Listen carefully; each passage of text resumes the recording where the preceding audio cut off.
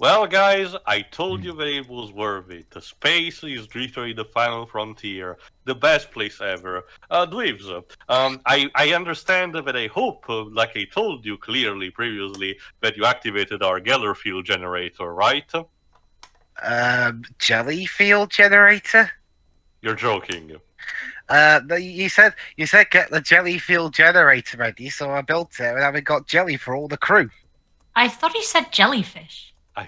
Yeah, remembering again, never charge a British person to handle a sci-fi device ever Right. again. So on the last of our oxygen supply, Tia, what's the film we've got today? Well, no, Dweebs, the danger is much worse because that thing usually serves to protect a ship that goes faster than light travel against the dangers that lurk in the warp, as it's called. Yeah, honestly, A concept talked in Warhammer 40k lore, but that's something that I can explain better later. But that's, I guess, fitting considering today's movie, a specimen from the best year for movies, 1997. Seriously, as we discovered basically also last year technically, 1997 was kind of a cursed year because we got a lot of shit, and this was among the pile. Event Horizon, celebrating its 25th anniversary, if you do the math. Directed by everyone's favorite director and simp for Mila Jovovich, Paul W.S. Anderson. With a script written by Philip Eisner, which didn't do much because this was kind of like his screenwriter debut and got shot basically because of a reception and the box office bomb that this movie got. But in recent time, he has started kind of like getting back on track, and he has been the lead screenwriter for a movie in 2021 called Sweet Girl with Jason Momoa. Composed also by Michael Kamin, but again, we can talk about the score later. So, what's this movie about? This is a sci-fi horror product that talks about, like I said, the dangers of, going faster than light travel. Starring people like Lawrence Fishburne, Sam Neill, and Jason Isaacs, among many others. I can talk also a bit more on the details because there's a bit of interesting trivia about the movie. But what you need to know right now is that when it came out with a budget of 60 million, it grossed only 42, so clear bombing, and it was completely panned by critics. I think it would say like 31% currently on Rotten Tomatoes based on 86 reviews, though the fan score is on a 60%, and I do think it's actually more fair because I myself really like this movie, but it is still has flaws in a specific set of places that hampered on the experience. So I do believe 60 is a more balanced type of score, still sufficient for me, but still, with reserves and things that to improve. Tell me, are you in the faction of cult fans who like to theorize that this is a sneak prequel to Warhammer 40k? Well, yeah, as my intro tell, I mentioned it, but again, this is something that I can mention in both the movie itself and the final thoughts for clarification's sake, because trust me, if I had to start talking about Warhammer 40k lore, we will be here for at least 3 hours. And we don't really have the time for today. Maybe another time. My point is that if you ever seen this movie, basically judge it for yourself. But I can tell you, I cannot really hype you for this movie because I can tell you already there are things that will not make you take it seriously, like some particular army moments. So I rest assured there will be bad stuff in this. But I can tell you that there is stuff that can be appreciated from it as well. But again, you will be the judge by yourself about it. So start before the Paramount logo. Yeah, so this is a Paramount property, even though there were a couple other minor production companies. Now it's I think only Paramount, so probably a matter of time until this gets on Paramount Plus. So let's start in 3, 2, 1, click. So, there's something I've noticed about our Halloween picks so far. We kind of have an unintentional running theme of all of the movies we picked having something to do with eventually gaining a cult following of sorts. Like the Child's Play franchise. That one, it had a cult fan base so big. It is a custom Paramount logo. Wow. Those weren't as often back then. But Child's... I had one, I remember that. But yeah, I mean, okay, Child's Play, obviously cult fanbase. Hocus Pocus franchise? Yes, absolutely. I Like, thought so... it was always well received from the beginning. Okay, here's the thing. No. Believe it or not, the critics didn't like it. It was people that liked it. The main reason critics didn't like Hocus Pocus was because they found it way too dark for a Disney film at that time. I can tell you overall. that Are you saying country the always critics loved aren't it. people, Joe?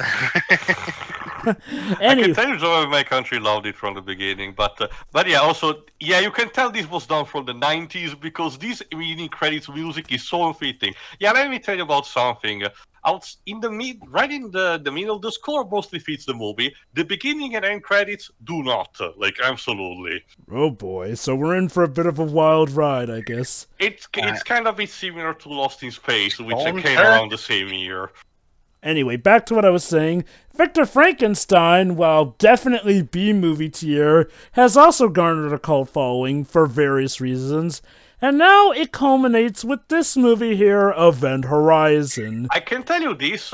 Apparently, the movie was actually screened later. Paul W.S. decided to screen it for the cast of the movie that he was working on next after this, The Soldier. That movie involved Kurt Russell, which, if you recall, he starred in the 1982's John Carpenter's The Thing. And apparently he himself told Paul W.S. Anderson to just ignore the critics and tell you that in 15 years, that's the point where he should care what people think. Which I'm guessing he had some hindsight. I don't think this is comparable much to John Carpenter's Thing because this is a more flawed movie. Oh. And yes, The Far Future of 2015. Yes, we're gonna colonize the moon in 2015. Where is the moon colony? Well, you see, Dibs, Dibs, it's very Dibs, First, we secret. need to convince people when we actually went to the moon. That's how bad things are in this timeline. It's kind of like, oh wait, this is over. The Space Witchers Vessel. Yeah, it's kind of like how a lot of movies back in the 70s and 80s would do. It's kind of like how in Star Trek said that at the end of 2010 was it that they said that there was going to be the Third World War. Fun Yeah. fact. Basically, Fun fact. Shiro, There what is you need to know officially a list kept of what exactly came true from Back to the Future 2. What you need to know, Shiro, is that in 2040, the teacher Event Horizon ship got lost. And now, 7 years later, another ship has been dispatched to actually search it out. The Event Horizon was supposed to actually work with FTL technology. Did they mean to make the ship look like a sexual reproductive organ? Yes. Well, okay, to be fair, Jova, sci-fi loves to do this kind of shit. but this HR also Geigen goes- really has spoiled us. Yeah. But this goes also... Well, to be fair...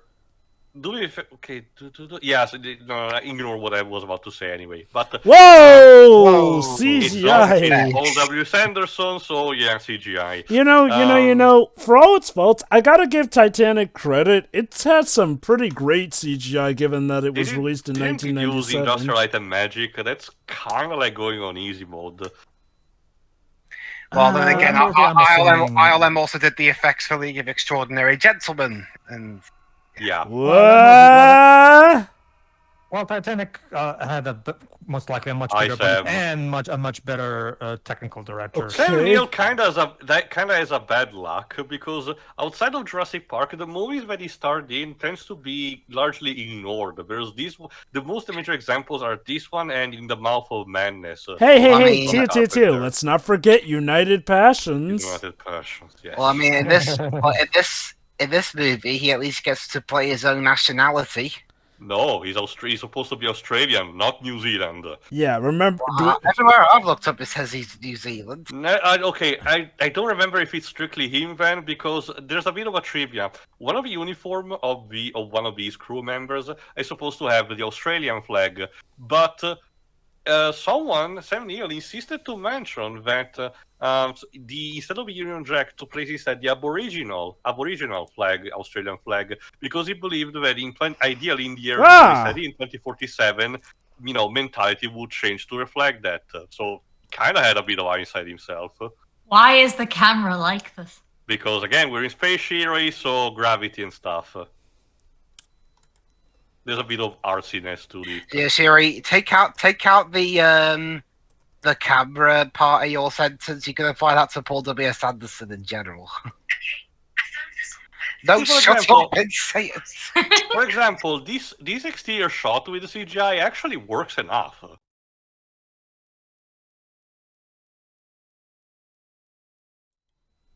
I swear I switch it off, but it's still...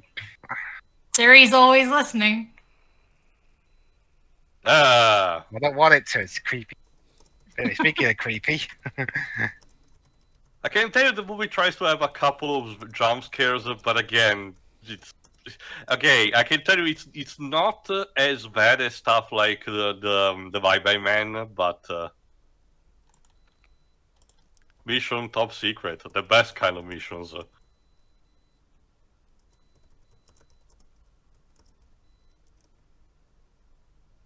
I don't want to prep for lockdown. we already done that with.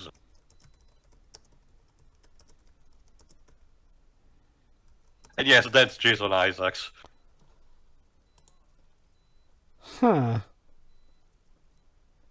He was a bit of a smaller fish in acting at the time, I guess. Oh, hold Does on, it? at that point. Oh, so there's Lawrence Fishburne. Yep, Does it? Yeah, Lawrence Fishburne. Does it? pre-Matrix.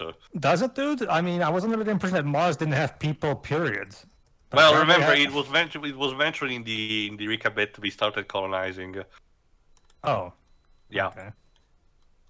Must have missed it. What on earth is Jason Isaacs doing in this movie?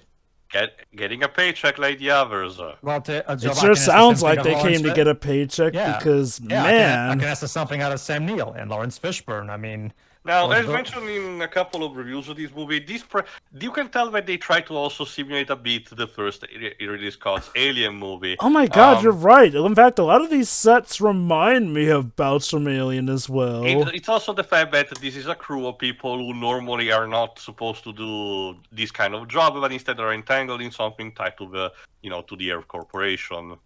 how about this? Let's go with the usual theory that I have, Jovel. They went gambling and they lost a lot of money, so they really need a quick buck right now.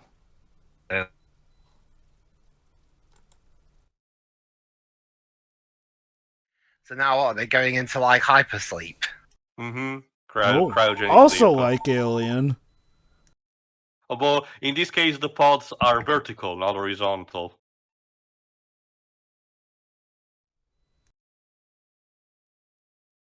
But no, I mean, you're right, though. I mean, a lot of these people are capable of good acting, but it sounds like, and granted, maybe this is intentional, but it sounds like a lot of folk are here literally just for the paycheck. Also, how hilarious! Jason Isaac playing the medic of the team and he's smoking. Huh. Like I don't want to be a detractor and say that medics should not smoke. Period. But don't do it in front of your patient while you're working. I know, Like- right? Secondhand Yeah. smoke. I guess, yeah, because I love how we're Hey, finding Jova, this ship is named after you. basically we're finding each other's biggest pet peeves. Mine is irresponsible driving in films, and for Tio, it's irresponsible medical behavior in films. So, Tio, Among many other things. in regards to the acting on here, was there like something that happened during development that made it that a lot of folks weren't exactly, psyched to be here? I don't know. The actor, as far as I know, the actors have not spoken negatively about their experience, so I don't know about that. There is one big developmental issue behind this movie, but I'm assuming that you want to wait a bit on before we more get to about that. the final thoughts, but I can tell you right from the beginning, the movie was at least partially screwed up by Paramount. Yes, but again, let this be an appetizer for later. Well, I mean, Anderson didn't really have a lot of clout back then. I mean, the most he got was he made Mortal somewhat Kombat, successful video game movie, and that was it.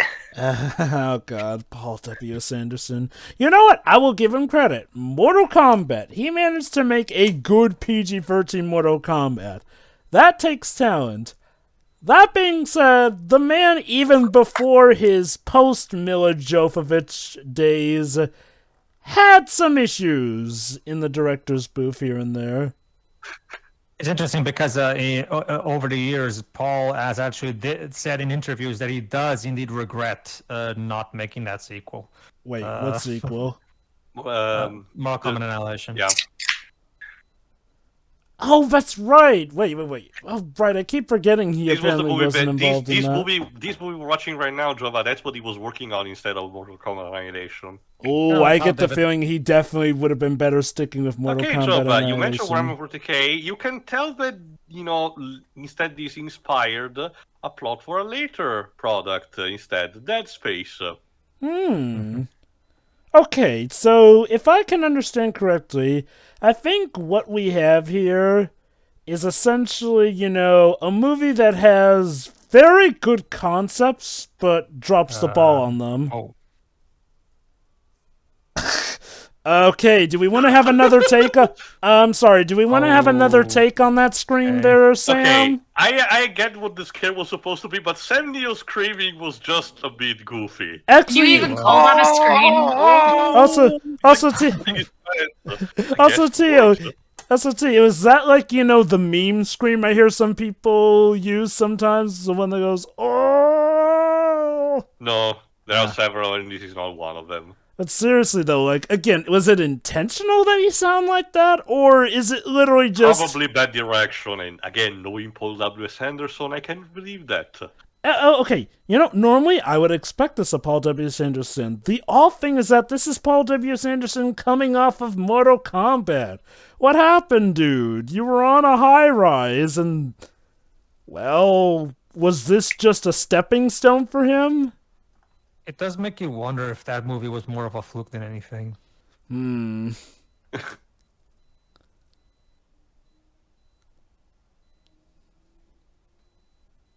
It's amazing how, in the span of 2 years, Lawrence Fishburne. Seriously, if you compare him here to how he looks in the first Matrix movie, he looks significantly older in that movie than he does here, even though it's only been 2 years between movies. I guess the Wonder what wonders of happened. makeup. Maybe stress, potentially. I don't know.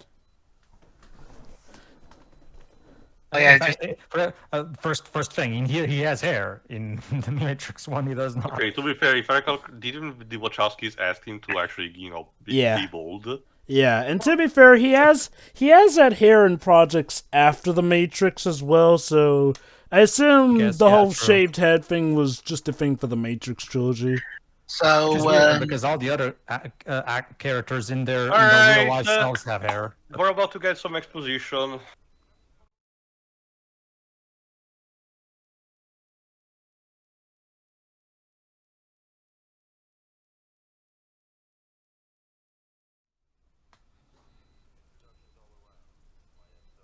Yeah, Sam Neill's character is more of a scientist himself. I'm something of a scientist myself. Cooper is played by Richard T. Jones. Where have I heard that name before? I'll check.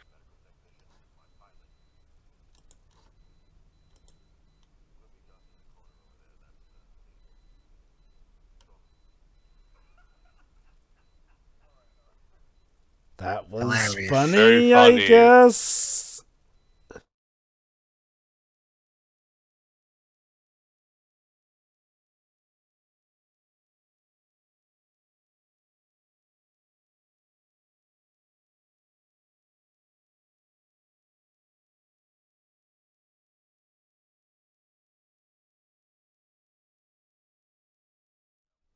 And nobody even told them what they were going for.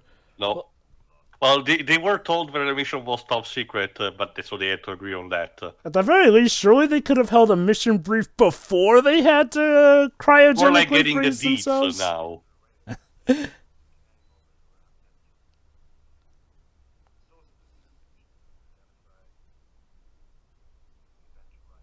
That's the title of the That's movie. a terrible movie! Yeah, that's Reeves' reaction. is that what audiences were like when they submit the movie? Well, that's not what made them do that to Reeves, didn't that? Well, But again, it's a bit of a spoiler for something that happens later. let's try to find a good comparison. Shiro, question. If Life is Strange 1 was a movie and you were watching in the theater and you got to the part where Chloe asks Max to kill her, would you just, you know what, fuck it, and leave? I would be very tempted.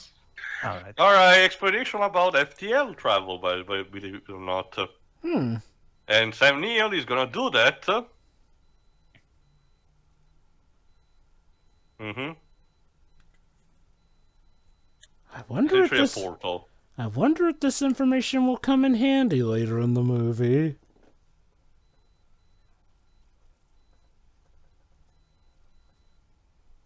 All right.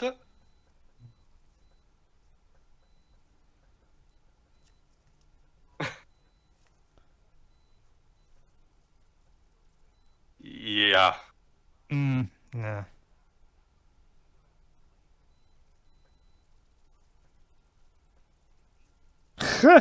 Okay, I think Cooper might be my favorite character so Sam Neill far. is gonna do that with a pinup poster.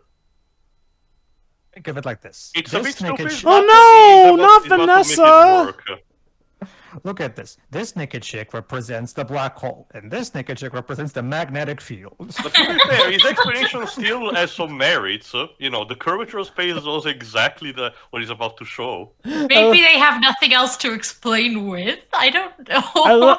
I love how Hey. Isaac's character protests. No, wait, don't do that. That's Vanessa. And there you go. She's- The space literally holds on command through this energy and allows the vessel to travel instantaneously, essentially performing a trick. Yeah, This has been accepted as the ideal FTL travel in science fiction for stuff like Star Wars and Star Trek. You have to understand, Shiro. Lots of us straight guys, it's much easier for us to pay attention if there's naked chicks involved. Also, mind you, Star Trek uses a different method. I'm mentioning here because I know that if I don't, I will piss off a lot of Star Trek fans. I'm surprised you didn't notice that he called it Vanessa. Vanessa's a very common name, Jova. Yeah. I'm surprised it's But a yeah, name that's that the isn't problem. The Portugal. vessel that was supposed to experiment with this FTL stuff disappeared. So that's what we're here for. Clearly, Captain Flint must have stolen it. Is Vanessa a common name in Portugal, Pedro? Yes. It's a very common place pretty much everywhere, I think. They are then. Yeah, the Lestro's visual is not pretty. How lovely. And we're going right into that. Well, place your Any bets on questions? who's... Yeah. Oh, there's a passage, however.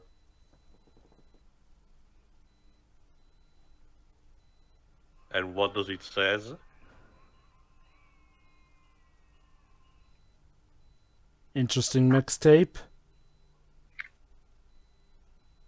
Yeah, welcome to my big Dying People It's Volume Latin, 1. it's with more people. Dying People Volume 1.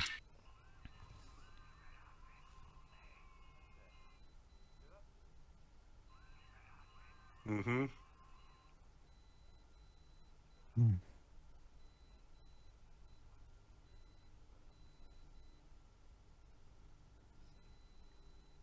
Call my Basically. name and save me from the dark. But that was the question, why doing it in Latin? That's something that we need to discover. Well, by this point, Because it's fancy. well, is, Trevor, by yeah. this point, in the film's universe, that song does exist. Huh? Ominous Neptune.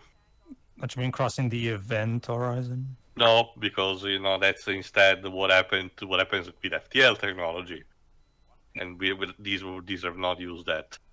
So, Dibs, that's the thing. Like, Vanessa actually seems to be one of the most common names pretty much in every culture. I mean, it's written the same way over here. It's written the same way, I'm guessing, in Italy as well, I think. So I don't remember specifically what's the origin of the etymology, of the name, but yes, it's very common and in how Yeah, it's it's- written. probably one of the most common names in all cultures, now that I think about it. Also, look at that gamer chair for Captain Florence Fishburne. Like, maybe you would David have... Check is not the captain. Honestly, I'm surprised they didn't just go for a full-on hover chair effect. Like, why is it hanging from the ceiling like that? Because again, they want to replicate also the first Alien, which meant that they had a bit of a not necessarily antiquated, but you can tell that this is second-hand technology. This is not pristine material that therefore will want to send for an expedition like this, but more like a bunch of rejects. I guess here it makes a bit less sense because, with Alien, yeah, those guys were essentially just space Miners. truckers and miners. Here, I'm pretty sure these guys are being sent in by at least some form of government, so maybe you might want to send in your team with the state-of-the-art stuff.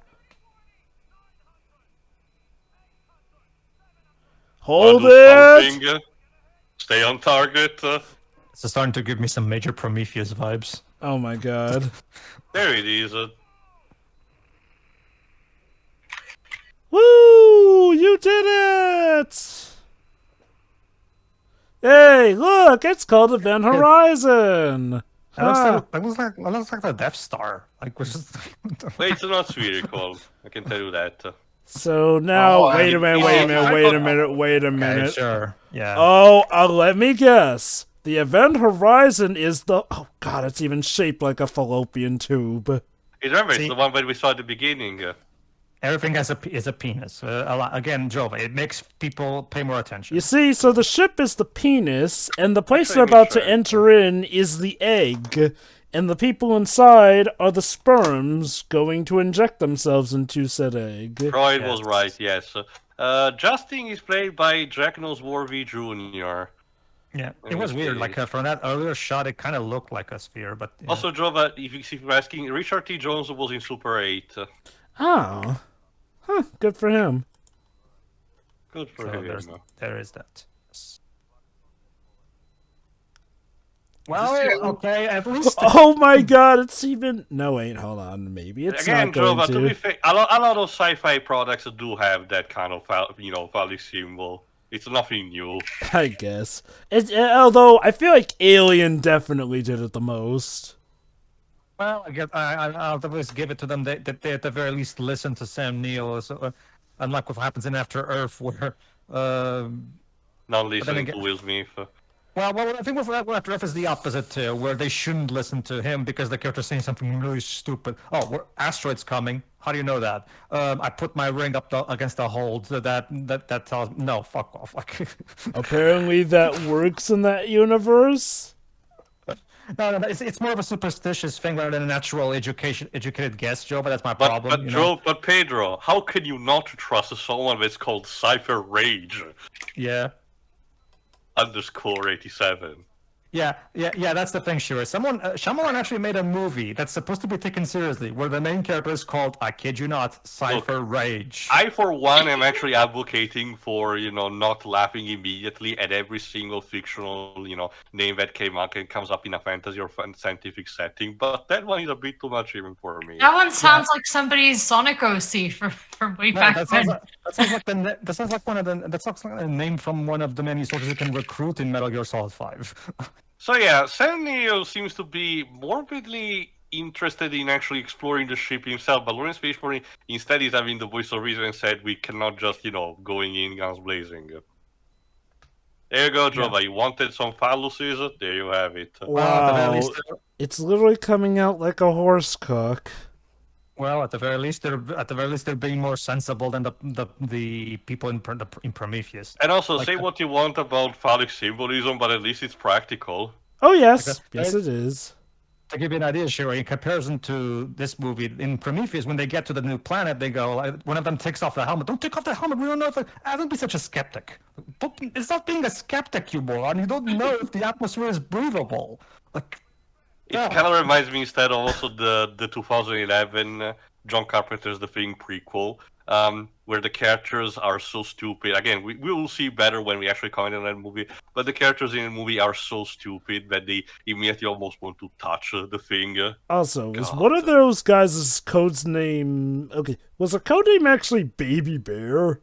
Weird. Yeah, they have a bit of a, intimate relationships, in terms of codenaming them. But again, this will be also mentioned later. I think one thing about this movie is like, with Alien, we definitely got a good semblance of the crew's interactions with one another before crap hit the fan. Here, I don't know. I mean, maybe we'll see their Whoa. interactions better, but I feel like we haven't gotten to see them really interact as well yet. More CGI tools. To be fair, this is a bit better compared to before because Okay, most of the okay, that ambient is looks... darkened, so... Okay, not Okay, gonna this lie, not that... instead. Not gonna lie, that last bit literally felt like it was shot for a 3D version of the movie. But this was before the 3D craze, new craze. I mean, Remember, granted, the one that pioneered was My Bloody Valentine 3D. although to be fair, 3D was a thing. Remember, we had stuff like Jaws 3D. No, yeah, but Yeah. it was much more scattered, and it kind of died off at the end of the 80s. I don't remember the 90s having it in particular. My point like is that. specifically, though, is like, Okay. oh. There was Freddy's Dead, the Final Nightmare, I guess. Okay, my point is like, well, the way that those CGI bits were flying at the screen, that literally feels like something out of a blatant 3D movie. Yeah, although it feels more intentional than anything. Was there a 3D version of this movie released? No. Huh. Tell you that there was supposed to be a director's cut to be made, but the reason why it's not made is connected to something that we haven't seen yet. Okay. I will meant to mention, which does involve also a bit that Dibs was talking about earlier about test screenings. Ah, yes, the art of foreshadowing.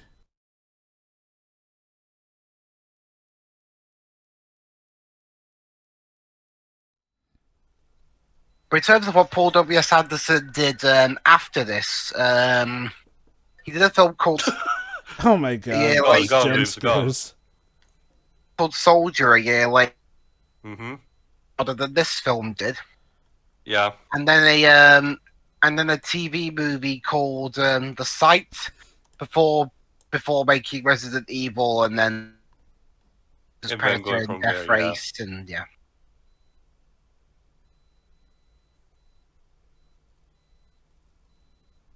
Boop.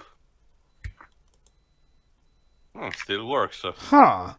So why is Yeah, there a one lot at the thing that back? needs Why? to be appreciated is the architecture. This ship has a lot of architecture that, when you get down to it, doesn't really make sense. But it's Yep. still a spectacle for the eyes. Like in this case, this rotating, almost chainsaw-like corridor. It really doesn't make any Yeah, for a- structural sense, but it is a Very- very... You'll see also more later. It's also very Gothic inspired, which reinforces the connection with second- Warhammer for a 40k. But second- again, that will also have to be explained later. For a second there, I thought the back of his pack said no on the back. Oh, blood, juicy. So, crime scene, got it. Oh, lot more. Okay, when's the point where we find the body that it came from? I think we're about to. Oh, CGI blood. This is actually not cool. What the heck? Yeah.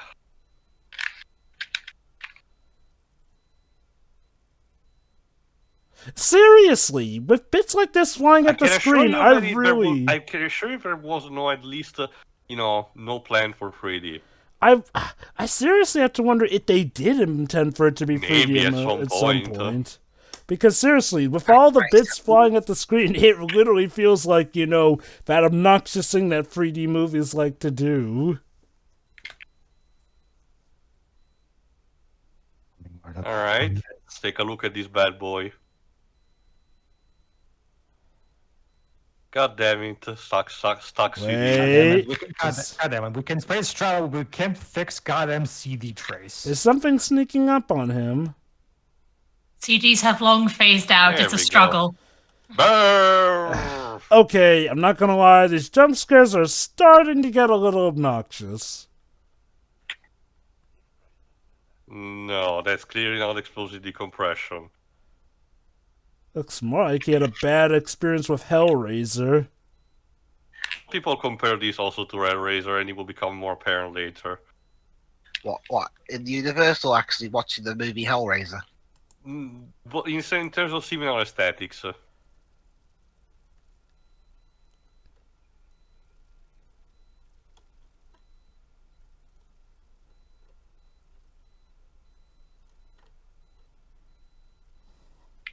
Oh, ominous. Hmm. These are really strange readings. What readings are they? Strange. 12 what exactly? There you go. The machinery that actually generates the FTL engine. Boy, whoever made this ship really likes spikes. And Gothic stuff. That thing is cool as fuck, though. It is. Well, does that look like something I'd see in the 2001 Tomb Raider movie? Almost a heart, as Samuel described it. I think you put it well when you said that, it's very cool to look at. But logically speaking, you really have to wonder Who designed the ship like this? Again, very, very similar, and this is why I say a lot of people see the similarities with Warhammer 40k, because the design for everything in technology and the ship, even the ships in that franchise, it reflects this kind of stuff. Overly complicated stuff like literal cathedrals on top of ships just because it looks cool. That thing looks like something you'd see in the 2001 Tomb Raider movie. It looks like a portal, almost like a mirror. with It's goofy Stargate. stuff. It's the mirror Yeah, from almost like a of Matrix, Stargate. or that, yeah. I was gonna go with a Matrix 1 mirror joke, but that works. Oh, too. sure. Let's stick our hand in it and see what Yeah, happens. Oh, let's stick dear. our hand in the Okay, I will say this: Justin is young and demonstrated to be a naive git, so I can see why he will do something as stupid as this. Sure. I guess, if we were gonna get a first boy. sacrifice, it would be him. Seriously, with all the stuff shooting at the screen, I really have to wonder if a 3D version was planned for this at some point. Because these scenes just feel like they were shot with 3D in mind. Oh, well, that doesn't bode well. Even the Lewis and Clark is not safe from the recoil. I love how Jason Isaac's character insists on always smoking no matter what. Yeah, let's go around call.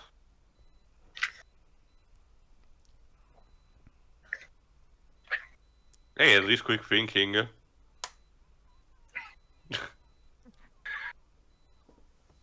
Like a discount Laura Dern. Yeah, she kind of looks like. Is she? Jova, help Yeah? me. Is she? No, actually, I think Theo saw it recently. Theo, remind me. Isn't she the blonde from Lost in Space? Oh, I think. Remind me again the name of the actress. Sorry. I don't know the name What's of the the name of the actress. okay, Tia. What's the name of the blonde woman? The character is named Peter. Oh, Kathleen Quinlan. Let's see. I'm not seeing Lost in Space on her filmography. No, she wasn't in Lost in Space. Okay, she kind of looks a little bit.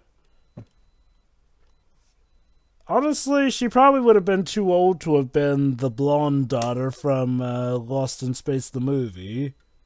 Mm-hmm. Well, wasn't Lost in Space like in the 90s? I'm pretty sure it was around this time. Pretty sure Lost Yeah, in if Space I was think- 1998. Like, I again... think if it wasn't this year, it was 1998. Yes. Oh yeah, was it like a year after this? So Well, that's my point, though. She already looks older than the blonde daughter it was in Lost in does Space, the she? movie.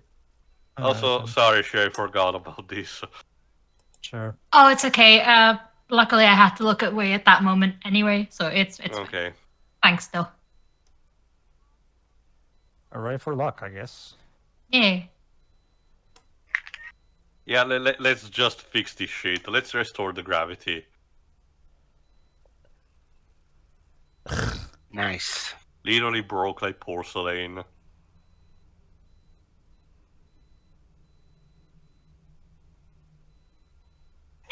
Hey, you bitch! I wasn't ready. To be No, fair, we're there you go. fine. Justin has actually been rescued from the portal, so at least there is that. But is he alive? Well, that's what we need to find out. Oh, so he's the rookie. That's why they... Ominous. Well, let me guess. He's the rookie, and that's why they call him Baby Bear. Mm-hmm. That's cute. Patronizing, but I don't know. I don't know if those two things are compatible, Shiroi. Oh, you'd be surprised. To be fair, we're not like bullying him at the very Yeah. least. I don't he's just know. the baby of the group. The air tastes bad. So we do have a time limit too.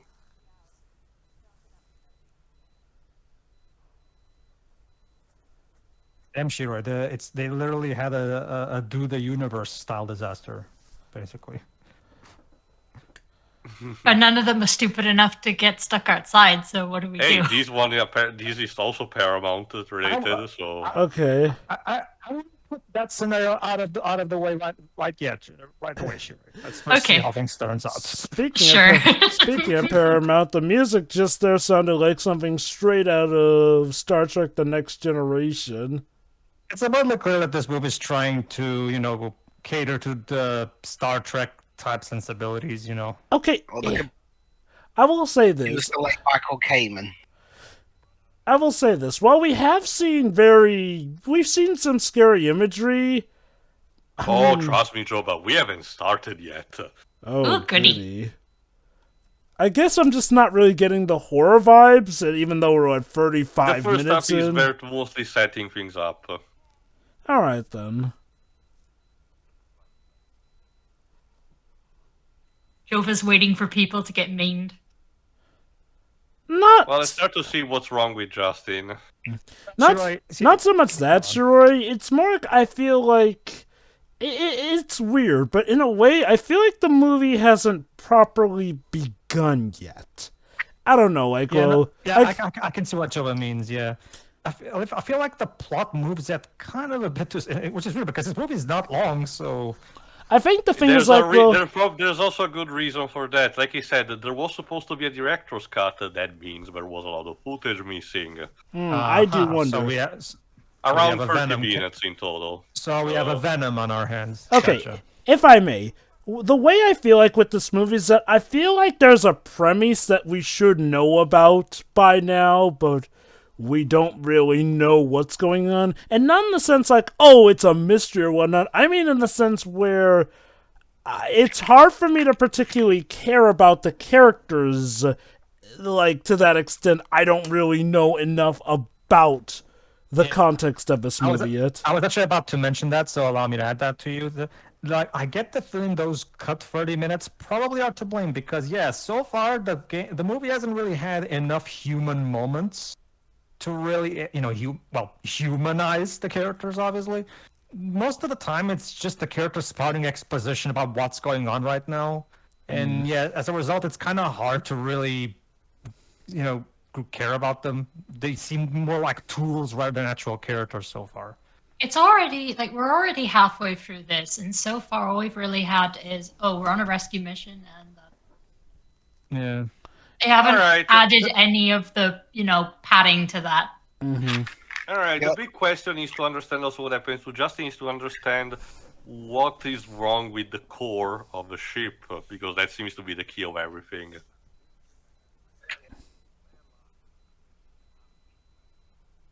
Oh, that's productive. That looks- So the guy who went through the Stargate, he's in a Sort of a coma. Basically. That looks like the liquid sphere from Returnal. It moves like Spyro 2 orbs. Returnal did took inspiration from a lot of sci-fi media, like Ridley Scott's Alien. I wouldn't be surprised if it took also from this. Like you said, despite the bombing and the critical reception, this movie was inspirational for a lot of things in the future. That Kinda doesn't like what surprise Treasure me. I Planet- mean, okay, look, I'll say this right now. I know Red Planet was a disaster, but I am absolutely certain that the makers of Metroid 5 saw Red Planet and based For the Emmy. and based the Emmy off of, well, Emmy. Emmy. And it's also Spirits Within, because the Spirits Within, for as bad as it is, actually, Mass Effect actually took quite a bit from it in terms Yeah, of its tech. the BioWare P development team did mention specifically. Yeah. You And know there what? was also... Go on. And you know what? I'm fine with that.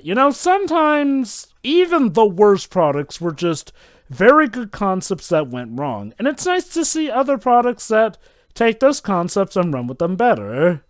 I can also Sometimes tell you even this, works with Jova, good products. this where in was, despite also the, the more, positive, 70 stripping balls, despite the more positive outlook that the movie has gotten in more recent times compared to when it came out. In terms of financial level, the movie actually it was a case where it did much better on home video. So I hear. Anyway, know- what were you saying, Pedro? to give an example of an actual good product as well, Treasure Planet, which also was influential in the steampunk culture, including, as I'm sure Taylor will agree, Rogue Galaxy clearly took inspiration from Treasure Planet. So Flying pirates over the universe. Anyone? Hey Disney, if you're listening to this, so you know how Hocus Pocus 2 was such a big success on Disney Plus despite being a commercial failure? How about trying giving people the sequel to Treasure Planet they've been waiting for? Actually, there already is, Jova. It's a video game. I forgot its title, but there is a video game that acts as an official sequel. Wait. Wait. Okay, I've played the PS2 game. That's an adaptation. No, there's an actual sequel that was released on PC. I think it's on Steam as well. I have it. I have. Okay, this is literally the first I've heard of a game that's a sequel. Yeah. Well, remember, it's not the first time we've seen a licensed game be a sequel rather than an adaptation. But I don't know, Joe. I mean, do we know? Do we even know if Ron and John wanted to make? I mean, because they were working on a sequel where Willem Dafoe was going to be the villain. Oh, okay then.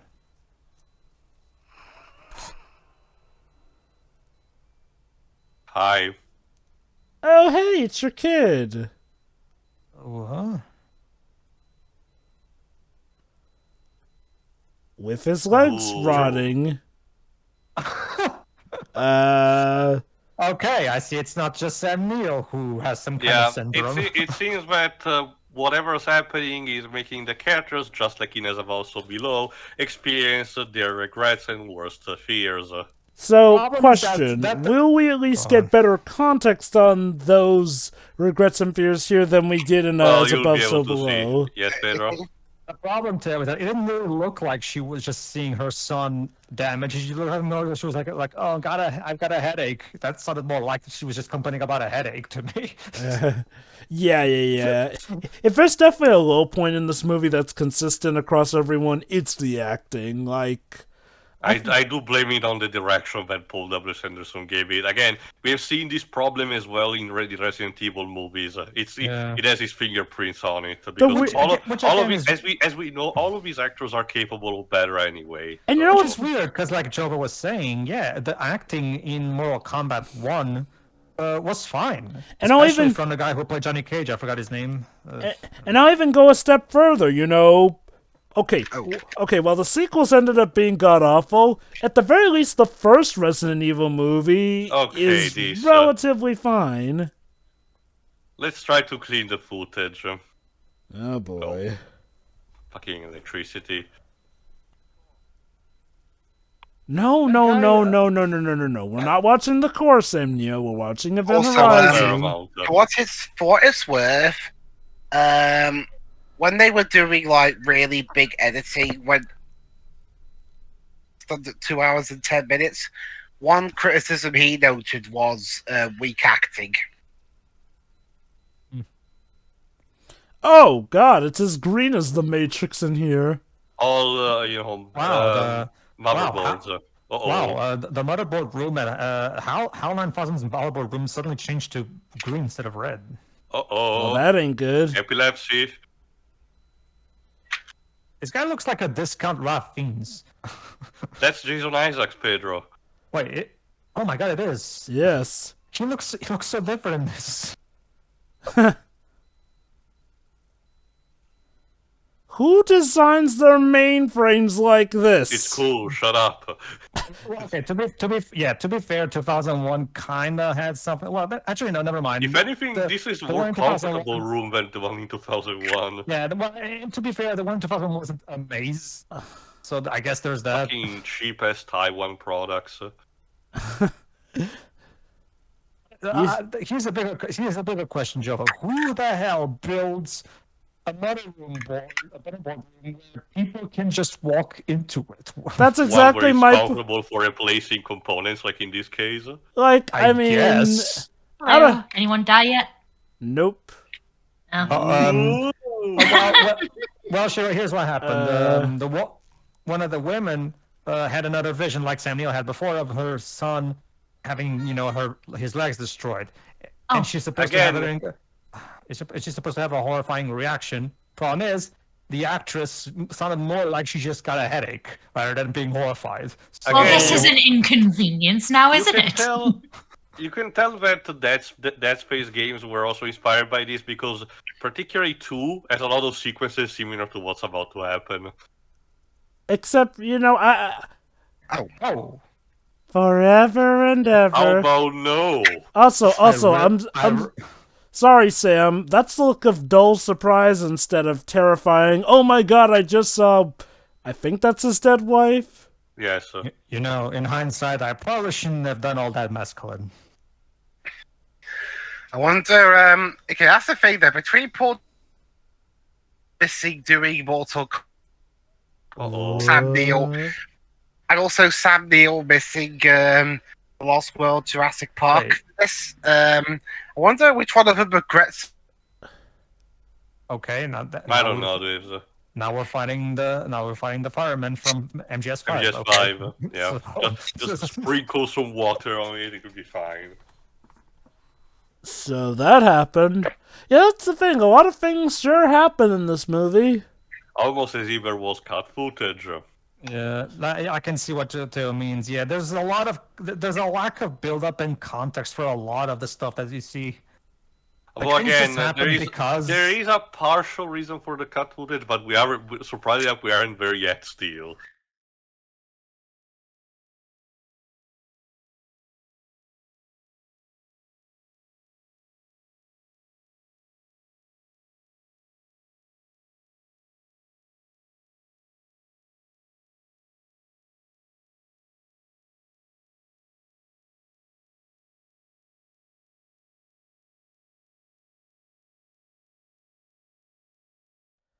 Jesus. Also, I love how. Also, Oh, calm down, Jason. Jeez. Jason, you're not playing Satan again. ironically, nobody's Actually, no, died. this is Jason Isaacs, not the guy that he was holding, sorry. Yeah, ironically, DJ, no one on the crew has died so far. DJ, here you go, DJ Space by Jason Isaacs, let me see. DJ. No, DJ is played by Jason Isaacs. I was searching for the other bald guy. Yeah, this guy that he was being held. Was that Smith? If it is, he's played by Sean Pertwee. English actor.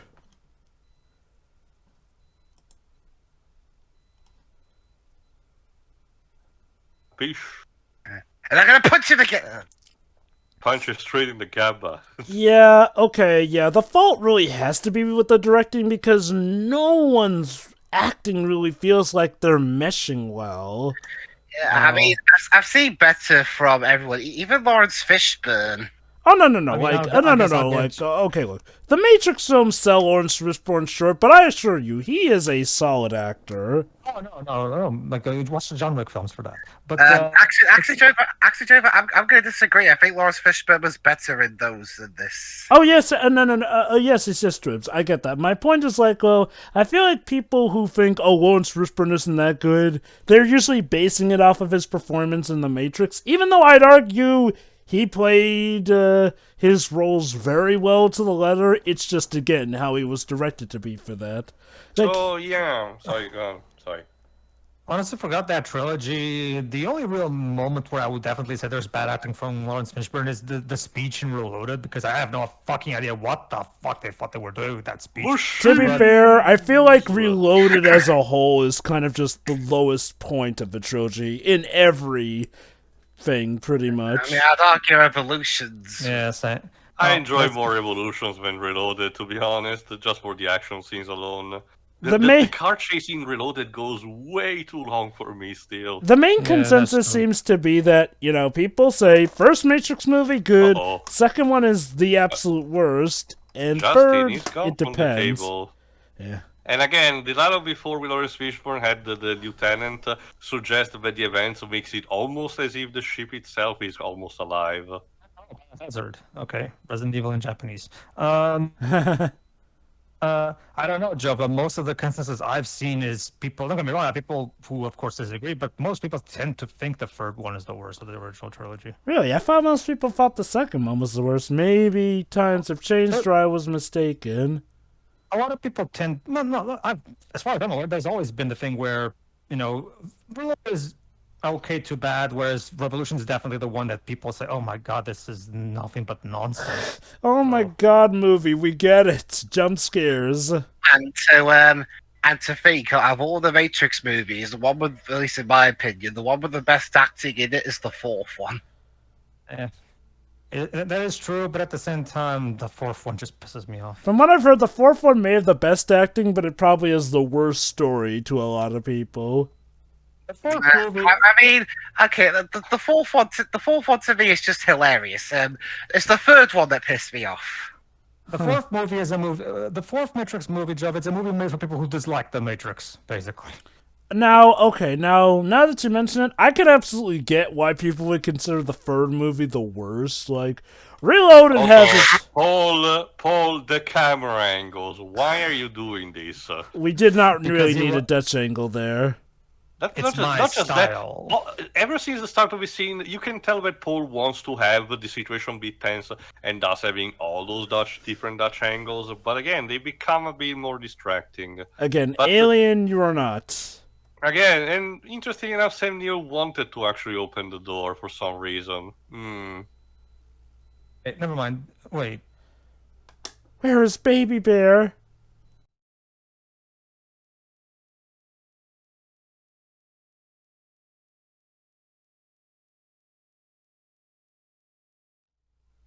Yeah, character death of a character. What's this guy's name again? Justin, the guy who got sucked in.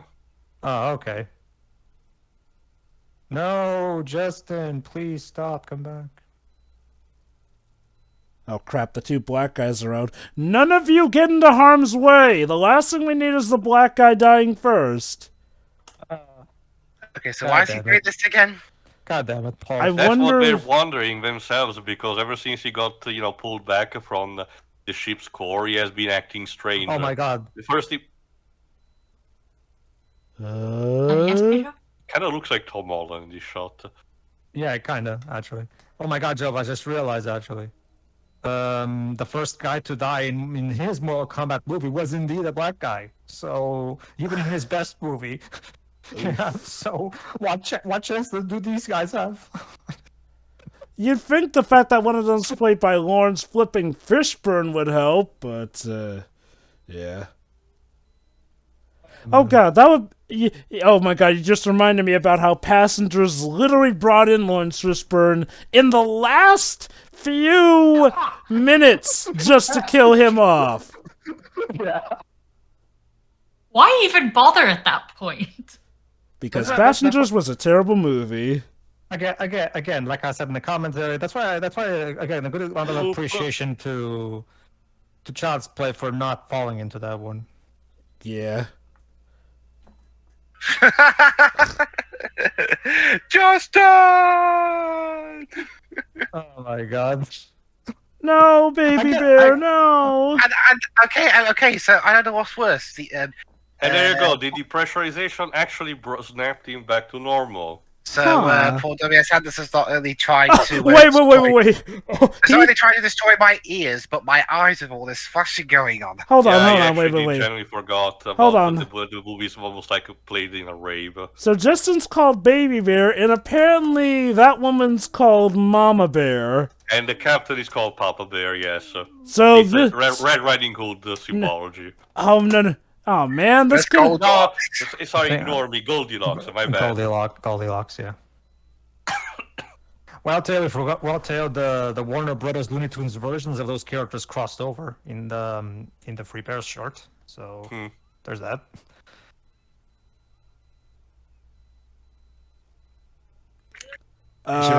Free Little Pigs reference? Again, he's trying to just calm him down, despite the fact that he's experiencing immense pain. I get that I'm supposed to be horrified, but I just don't care. He's gonna be in another coma after this, isn't he? You wanted to say something, Pedro? Oh, is she right? Remember that? Remember when Papa? Was now really the time to call him Baby Bear? Yeah, true. Remember that bit, Shiro, from the Free Bears Looney Tunes short where Papa Bear is going up to Goldilocks? I know there ain't no real robber up there, just a little girl called Goldilocks. I read this story last week in Reader's Digest. Can we stop? Can we stop the flashing, please? Also, Yeah, not for that's true. This is annoying as hell. Also, not for nothing, is Justin just gonna be the one person who constantly keeps getting in trouble? Cause No, holy Drova, cow. just wait. The movie's about to get started. Oh, only over halfway through it. Well, with the main Actually, stuff. sure. Actually, sure. More like 2/3 in, because we're 55 minutes in, and this is a 90-minute movie, so we're literally 2/3 So in. anyway, yeah, there you go. Justin is being put in the healing pod, and hopefully it will work out. Yeah, we're still having that. 4 hours. So, Yeah, but I guess we have enough time to play a bad game. so I guess despite Lau- everything, Justin will still pull through somehow. Yeah, at least Lawrence is still here, I guess, so there's that. They're all going to be dead by the end of this. That's quite that'd be an interesting ending. A film Also, why are we in Kingdom Hearts right now? I don't know. Doctor? Explain, Doctor. You, I kind of doubt that, Doctor. Yeah, Lawrence is agreeing with you. yeah, he's hiding something, isn't he?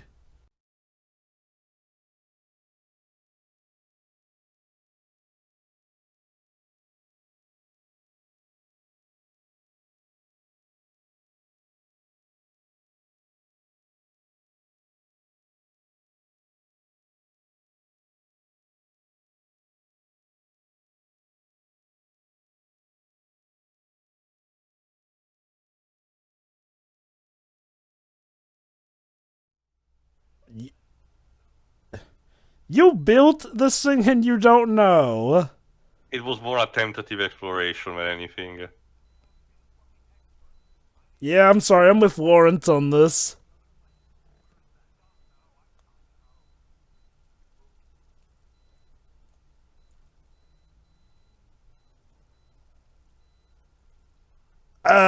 Time We is don't something have we it, do not have. exactly.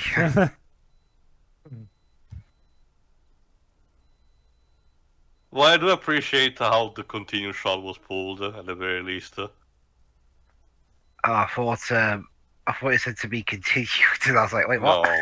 Oh Well, boy. that's how there's an Event Horizon 2. Well, to be fair, okay, again, saving it for later. I'm guessing it's Lawrence's turn to We get got a glimpse from before, but let's see. yeah, the Burning Man. Mm-hmm.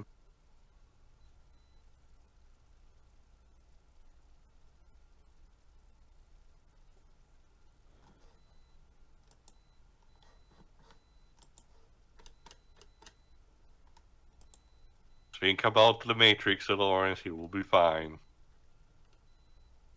Will it, though?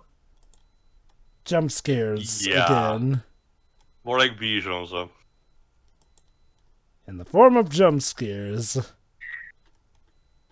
So is Sam Neill's character going to be seeing visions of Jurassic Park 3? God, it's okay. It is still very stupid, but not on the level of horror, bad. Well, what's dumber than the dinosaur going, Alan? I can think of, different movies that can be, stupider than that. It doesn't justify or, put it Jurassic Park in a better position, especially regards of its own franchise. But to say that, there are worse things than Jurassic Park 3. I guess maybe the Asylum ripoffs.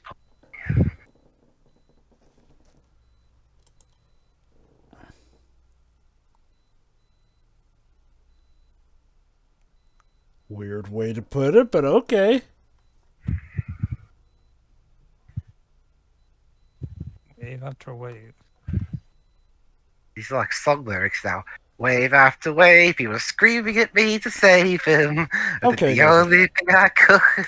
To the movie's credit, we are getting some context to at least Lawrence's whole fits and things. Again, sure, it's a case of telling and not showing it, but at least we get to know it. So, Tio, tell me, will we at least get better context to everyone else's visions, or mainly just Lawrence's? Again, you will see, just because, again, it might not be a thing affecting everyone, just a few. There's a rhyme or reason to that. I guess...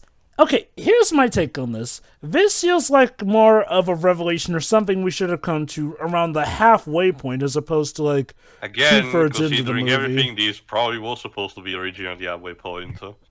Gosh, how much footage was cut? More than 30 minutes. Wow, that's... yeah, that is a And Venom I can situation. tell you, while there is stuff that Paramount had a good reason to cut away, as you know, me and Dweebs have kept foreshadowing. There is also legitimately stuff that was cut away. But trust me, Jova, the best thing about it is the payoff to the reason why Paramount cannot actually produce a director's cut of this. But again, saving it for later. So just for context, is this like, say on the level of Venom where, the main actor literally tweeted, hey, like, the best, I think it was 38 or so minutes, Okay. whatever. It's not necessarily mentioned that, but again, I'll explain just the details when I have to talk about, the cut footage and at the end of the movie. Especially because, again, this dialogue is, is still important. All right.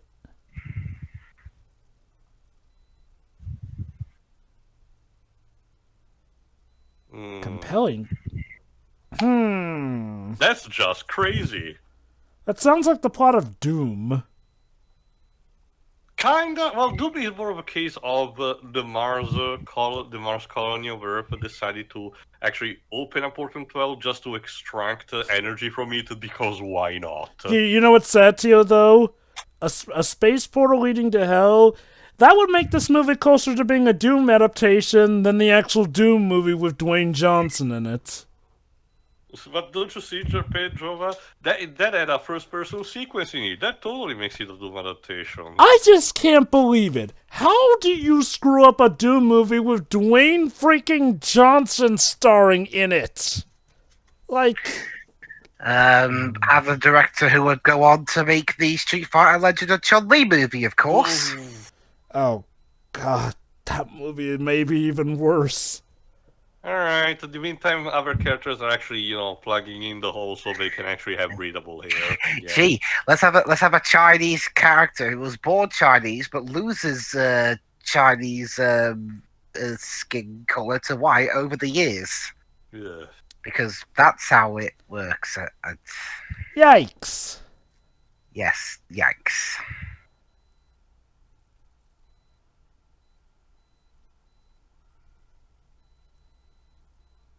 Okay. Yeah, that doesn't sound promising.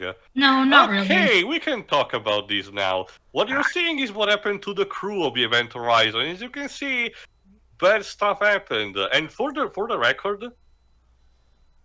yeah, the correct footage was called Liberate me Tures Inferis, I think.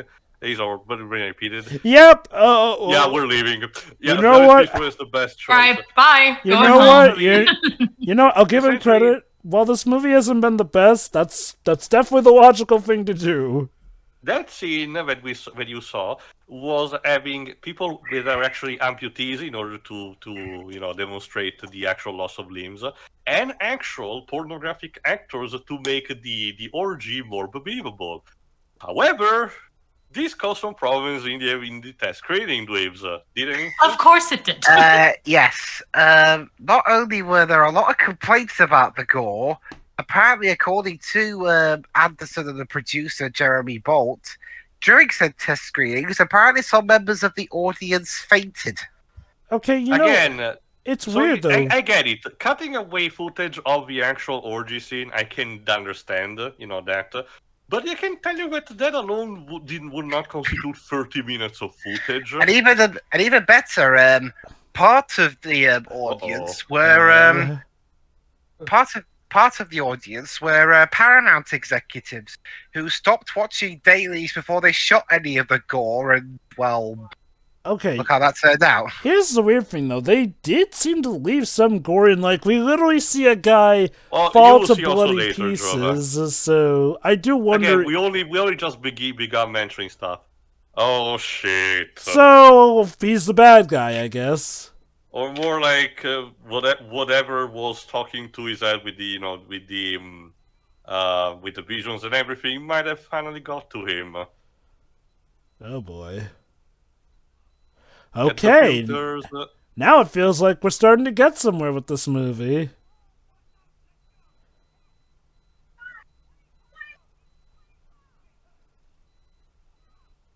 Hey, it's like that plot point in Final Fantasy VII with Shara.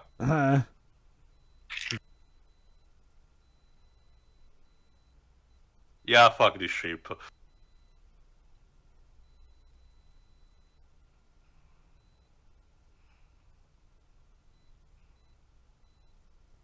I guess the Uh-oh. portal's calling to her?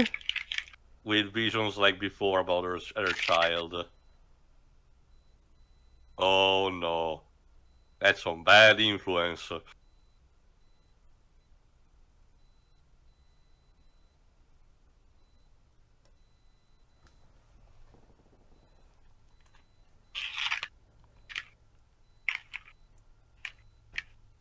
I did this hole was made for me, I guess? No, not really.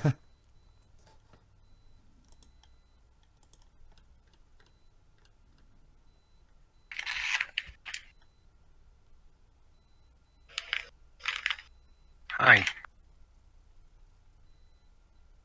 You know, it's gotten ridiculous to the point where I think the lights had just broken. I know, right? Or, oh my god, did they go to the Evil Ball school of filming and That think would be that... just flicker. It's not the Uber Ball traditional flickering. This is more akin to what you will see in a rave. Hello, Mommy. I've missed you. Come play with us forever and ever. Papa Nurgle loves you especially.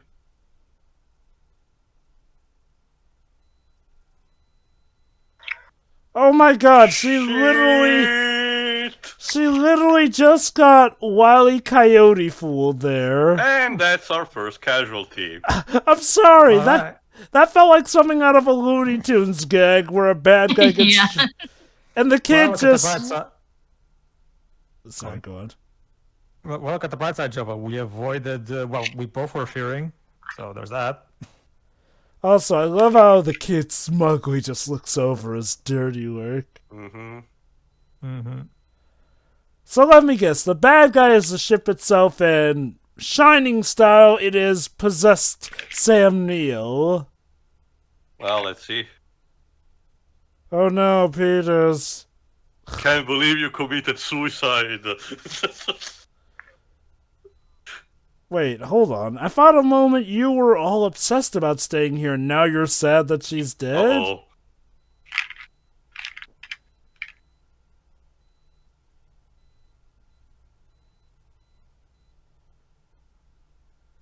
Whoop.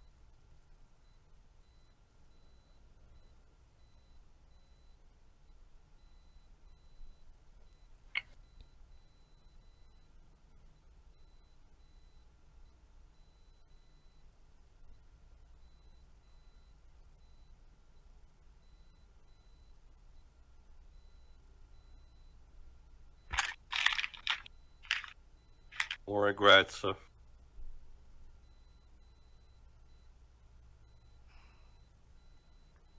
Ah. Okay. Yeah, this the what actually happened. Sam Neill's character's wife committed suicide.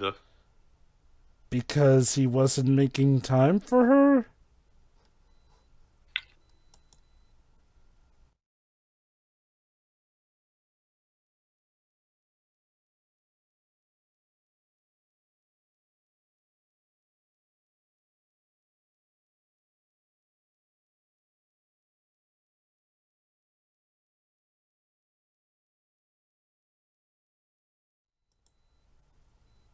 We have such sights to show you.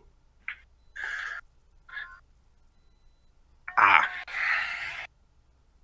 You just don't need the eyes, don't worry. That was entirely unnecessary. I'm sure Zinch can provide you a couple more. I can help you pick out a new pair. Good for you, Oh yeah, Cooper. let's in the future, everybody, let's go to the nearest iStore.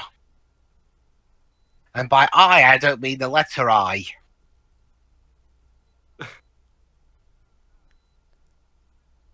He's about to die, isn't he?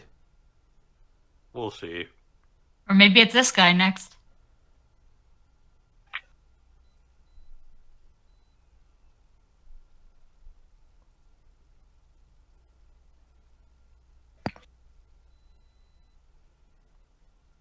Okay, movie.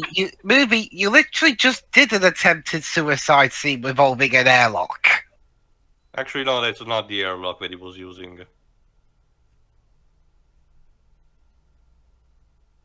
Uh-oh. Oh, he's sabotaging it, isn't he? Damn it, we cannot even make an Among Us joke because we know who the imposter is. This is the worst game of Among Us.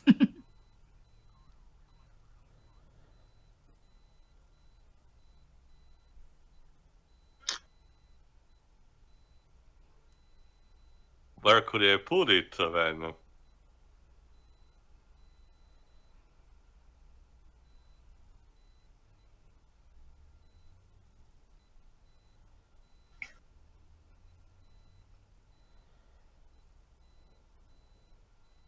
Again, Lawrence Fishburne is probably having the best idea right now.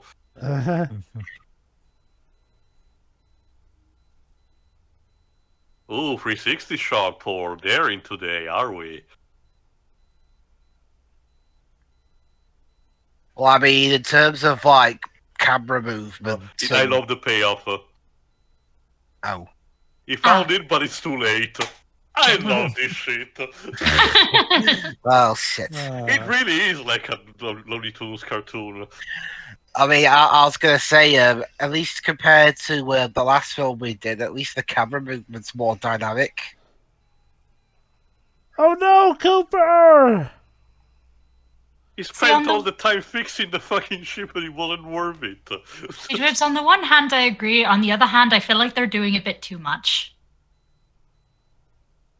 Let me check who the editor was, or the created one. Well, I mean, Hunter. Well, camera movement isn't really an editor thing; it's a director thing. Also, the quick cuts, however, do not help Libs. Yeah, that's why I said camera movement, not Pretty not much. Sure. Pretty much anything with the visuals is not exactly helping at the moment. Yeah, I mean, I was complaining earlier about the overuse of the strobe lighting. I mean, I don't suffer from epilepsy, Yeah, and even Cooper I is was still being alive, bothered but by he's it. kind of stranded. So, hopefully he will manage to save himself. Well, from what this terrible blue screen. From being drifted in the terrible blue screen, yes. Also, to reply to what Dwib said, I haven't been able to watch, like, most of this. Sorry, Shirai. Well, I mean, to be fair, like 99% of all these kinds of movies have. Wait, he's going so to the planets? I'm confused. No, back to the ship. Oh, because it looked like he was just not only on the shot.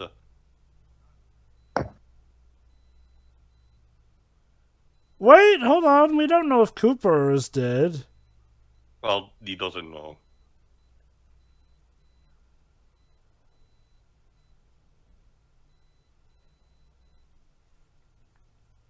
Doctor, the Hippocratic Oath, come on. Oh, man.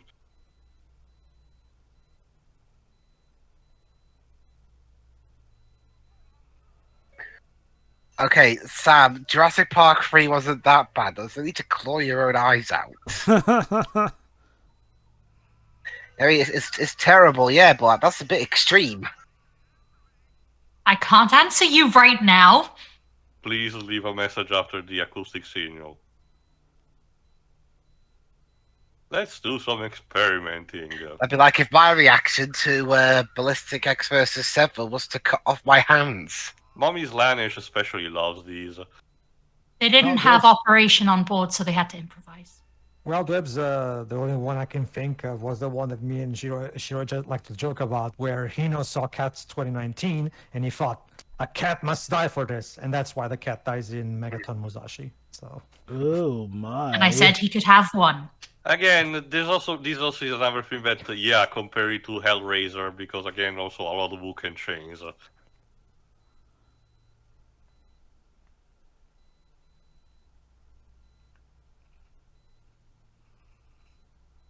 That's very 90s as a gun. So how do we get home now with the ship blown up? That's not a high priority anymore, Jova. I feel like we just go down with the ship at this point.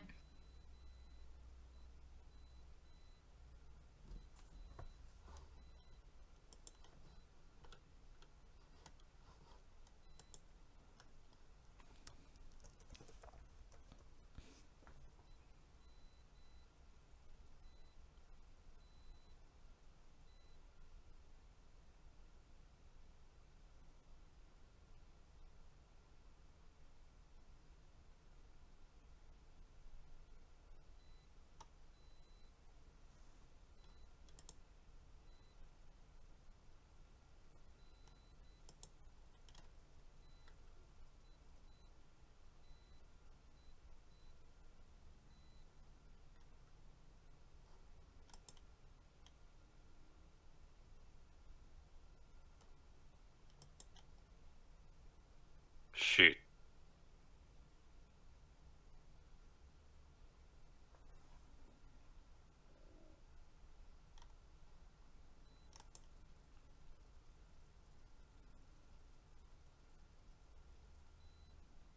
Emergency salts.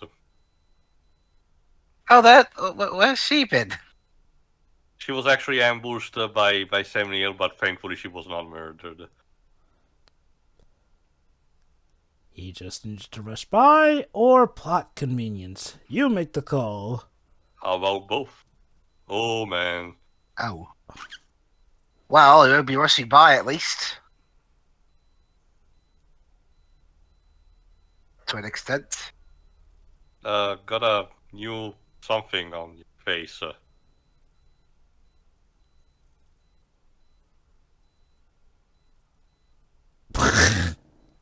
That's an awesome catchphrase, and I will not stand for slandering it. I'm sorry, that feels more funny than scary with this one. I get that they're trying to make him look horrifying, but I don't know. No, I'm not talking about the design, what he said about the eyes. Well, that's what I mean. Him looking that way and saying that just makes for a combination of stuff that makes me laugh at the line more than be intimidated by it. That's right, I guess. But yeah, hold on. This just to explain. Essentially, because of an accident with the portal thingy, apparently the ship went to a place of, well, at least closer we say to hell. And when he came back, the entire crew essentially became mad and, raped and killed each other. Oh my god, so it's space and hell. This is the plot to Doom. Doom was more like demons invade and kill humanity. This is more a case of humanity gets corrupted by the energy of that sentence, which is why the Warhammer 40k comparison is more appropriate. More on that after the movie is over. Again, I'll still hold, this movie is more of an actual Doom plot than the actual Doom movie. Well, yeah, that accomplished nothing. Yeah, this is Good try, though. Good try. Yeah, I'm sorry, Theo, but to me this is also more silly than anything. Okay, this is kind of like a lesser version. It's like to a lesser extent. This is like Speed Racer, where I failed to understand how this became a cult classic. It's full of dumb people doing dumb things with obnoxious visuals. Okay. I think in terms of why this became a cult classic, I think it may be because of all the stuff that it inspired and what grew into it. Also the aesthetics, Java. I guess the aesthetics are and the type nice. of plot. Again, like I said, the problems that I recognize are mostly about the acting and the directing, and mostly also the flashing. I guess this displeases Sam Neill for some reason. Well, I mean, he's been thrown out a window. I can imagine he's a bit displeased at the minute. This feels like something out of Looney Tunes, I won't lie. Bye. Bye! Wow, I timed that almost perfectly. Yeah.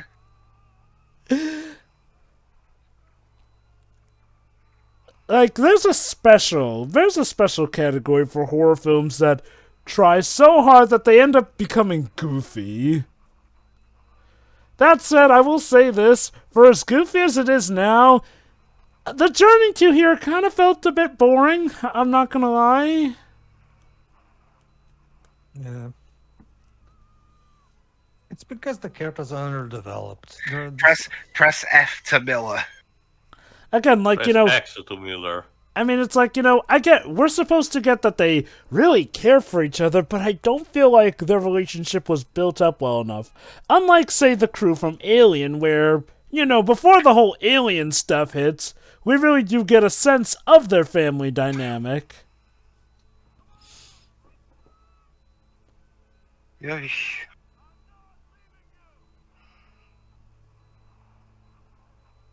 Gary is a parallel to this accident from before.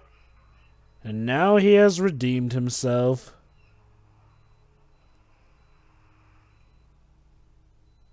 Oof. Wait. If the Doctor's the one who made the ship, maybe that's why it's so stupidly designed.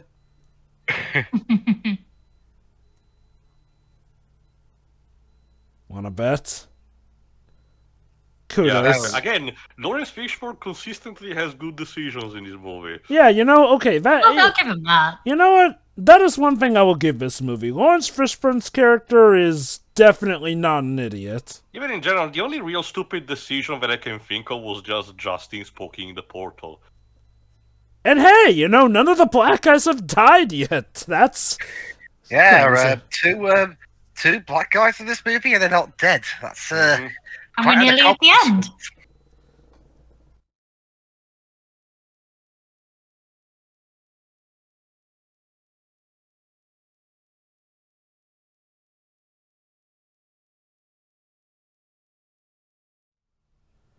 Ah. And go home.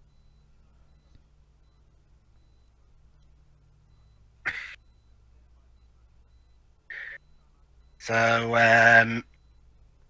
you know, okay, so what's going to happen is going to be like the beginning of the original Planet of the Apes. But instead of just one of the booths malfunctioning and someone dying, it's all of them. That would be a needlessly downer ending. Yeah, Lawrence Fishburne is not gonna take any chance, and he thinks that he probably won't make it.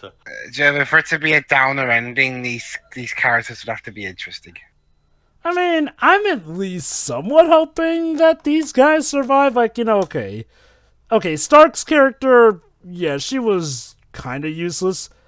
Cooper has charisma, I'll give him that. I have to hold my hand out in front of Oh, me. boy. I don't remember this much in. Whoa. What? I don't remember this much in neither Mortal Kombat nor Resident Evil, so I don't think it's a thing that like a cliche that Paul W.S. Anderson had. More like a thing that he decided to do in this movie. It's filling with... Hey, I saw The Shining. No, they're not about to. Yes, they are.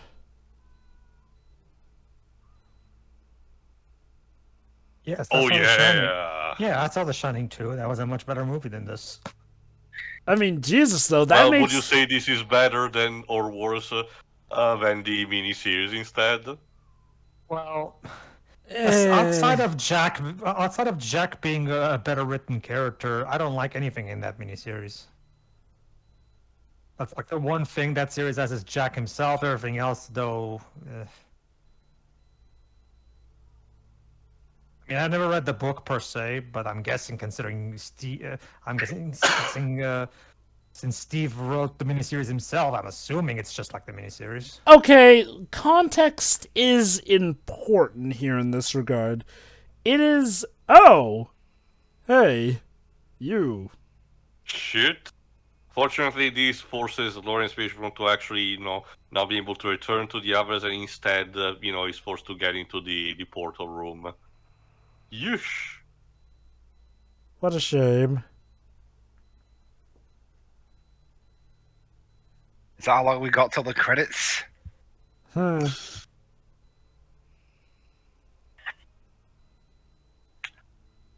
Well, actually, they're 11 minutes, but film time. What? How?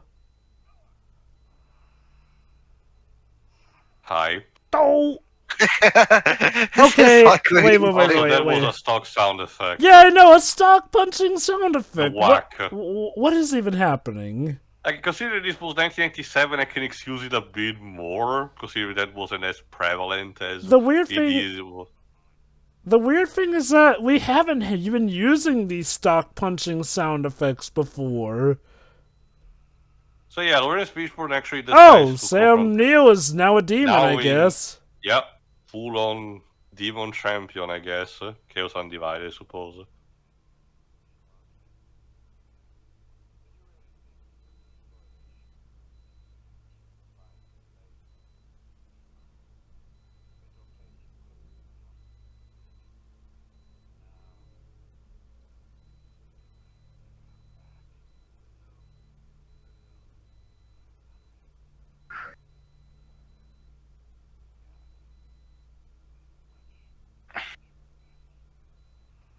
Well, at least he got his eyes back. And again, quick thinking, he did try to punch him instead.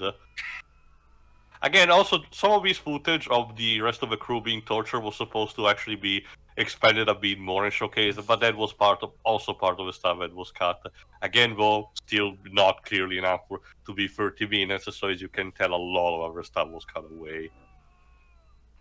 Bonk! Oh my god! The sound effects. Oh my god. I'm sorry. I'm sorry. Sorry, movie. You voided your horror card the minute you used that sound effect. I'm sorry. The editor just did not add any better sound to use, or did Paul instruct it specifically to use those? Oh my god. No, come on. This is a comedy. You cannot be serious. Yeah, this is just. Oh. Actually, when Actually, this is supposed to be serious, and it's like Okay, it's just okay. not. You know what? I'm not sure. Was the fainting through the? Was the fainting because of the gore, or because they laughed so hard they fainted? Yes. Yes. Resistance is futile.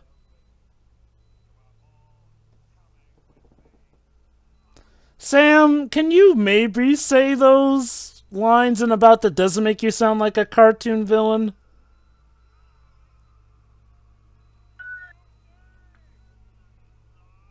I didn't for a bit.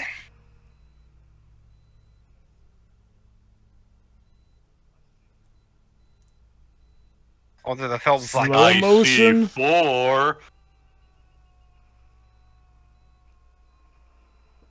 Ah, you lose.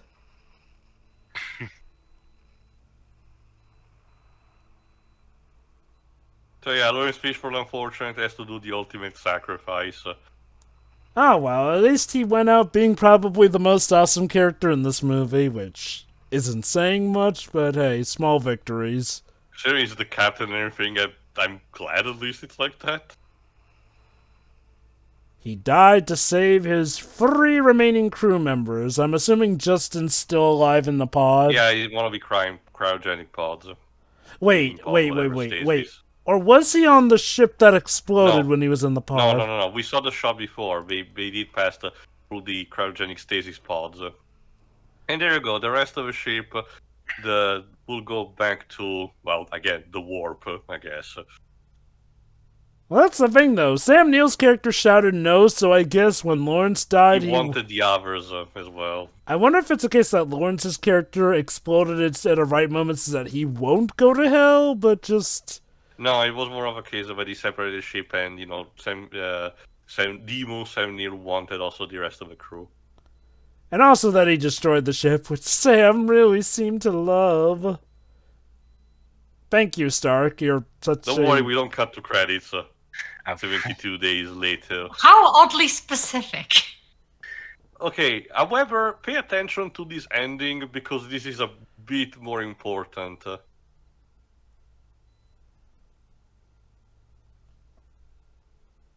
Sequel hook? Potentially, but more of you will see, don't worry.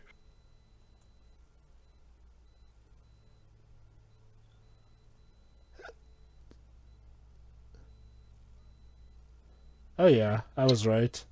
Hmm. Justin is there. Yeah, again, healing and everything.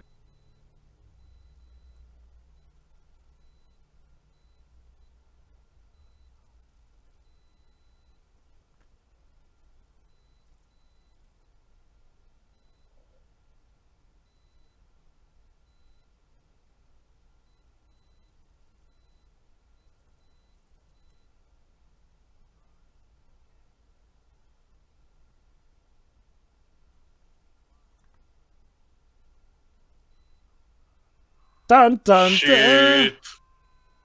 Wait, what? What?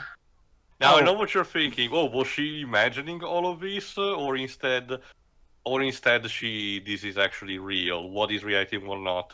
Sadly, this is because this was essentially like combination of two different endings that they were in mind, and because of the trouble development, they just had to Wait. mash them into one. Wait. That's how it ends? With this also, Yeah. and like I said, with also this unfitting music. Wait, now suddenly we're in Blade? Again, 90s. Lost in Space also Wow, had something a problem similar to that. awesome. Wow, thanks Netflix.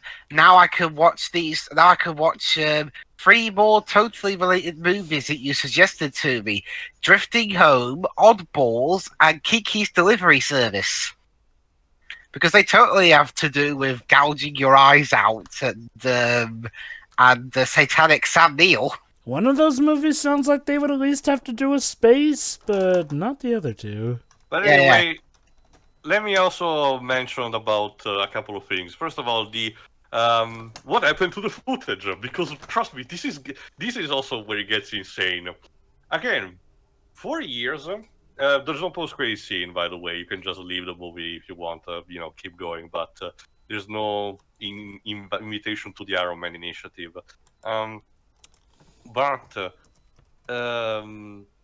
4 years, Paul W.S. Anderson did mention that he originally kind of wanted to actually do, a proper extended cut, even for, home video, especially particularly thanks to the success of it.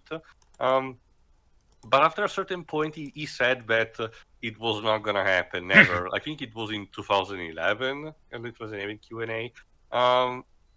The thing is that people believe that Paramount generally did lost the footage, and it was discovered that a situation similar to the ET 2600 cartridges.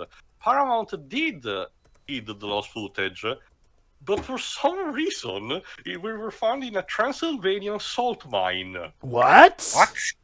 I know, right? What? And the Wait, salt had corrupted the footage, which meant it was unusable. Wait, So- what happened? so what you're saying is that the There. movie literally got cursed by Transylvanian salt. So what you're telling me is that I know, but it sounds like a creepypasta. But It really does. so what you're telling me is that Dracula saw this movie and thought it was a terror Can't be that having any did of not that. I'll need leave to some be links in had. the descriptions for the audience because this shit needs to be witnessed. That But yes, doesn't make any sense. How did it? Assuming that they did the editing at the actual studio, how the hell did the footage end up from going from Hollywood to Transylvania? I don't know the details about. You know what but this it sounds sounds? so insane. It sounds Again, like something you just- hear just- out of a conspiracy, like maybe this was done by some greedy corporate executive as a means to solidify something. Except for the fact that, well, that doesn't make any sense because, if anything, they could have made money off of this more complete cut by the sound of things. Again, the people have speculated that with the advent on Paramount Plus, the company might actually, magically found is not footage because, again, many people do refuse to believe that Paramount did not conserve at least one copy in their vaults and instead left everything in this fucking salt mine. Like, and not just in any, like, one in the middle of the Balkans for some reason. Like, that's beyond being specific. But let me also mention the analogy with Warhammer 40k, which, just to mention, Philip Eisner did mention eventually in an interview, I think in 2007, that it was indeed an influencer. So it kind of makes sense. To make it a very, very long explanation short, the Warhammer 40k universe operates on the logic where if you believe in something very, very hardly, this manifests in some kind of way in this magical plane of existence called the warp. But unfortunately, it's twisted and made negative via the emotions of people.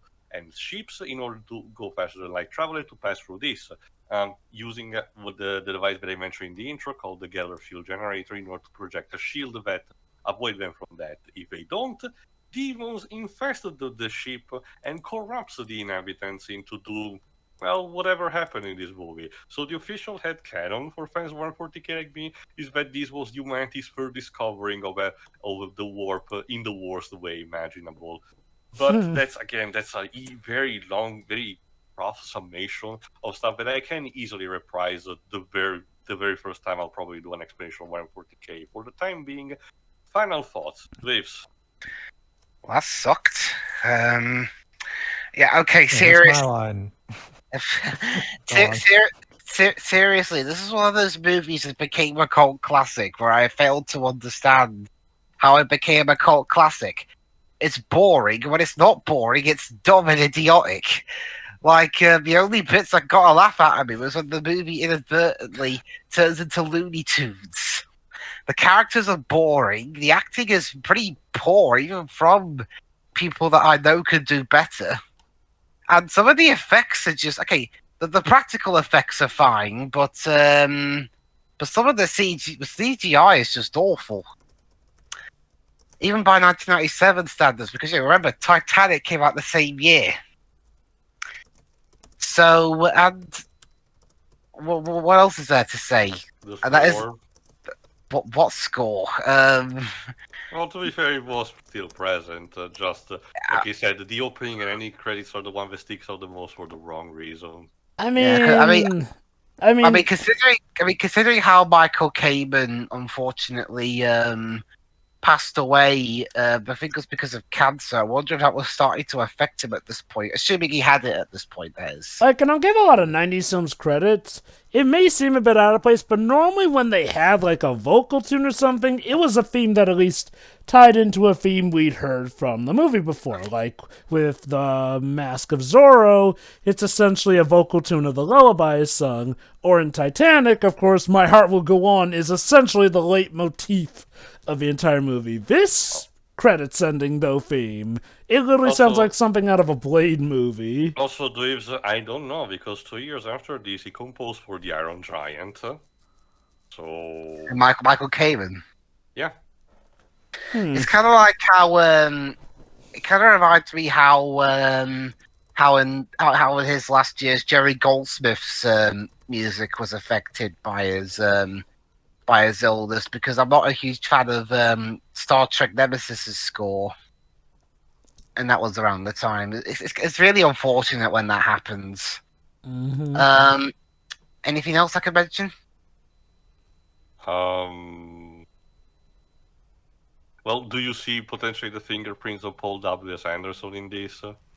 What, shit acting and preposterous story? Yes. You I know, still have to see properly the Monster Hunter movie. So- What Jay has told us, it's not gonna be an easy ride. So yeah, from what I'm seeing so far, it's like Paul W.S. Anderson got lucky once in his like second movie, and then after that, everything he's touched has been at best mediocre. I like Pandorum, but it's a story for another time, and he was only a producer for that. I mean, I was talking about directing, Mm-hmm. since that's like the ultimates. Sure.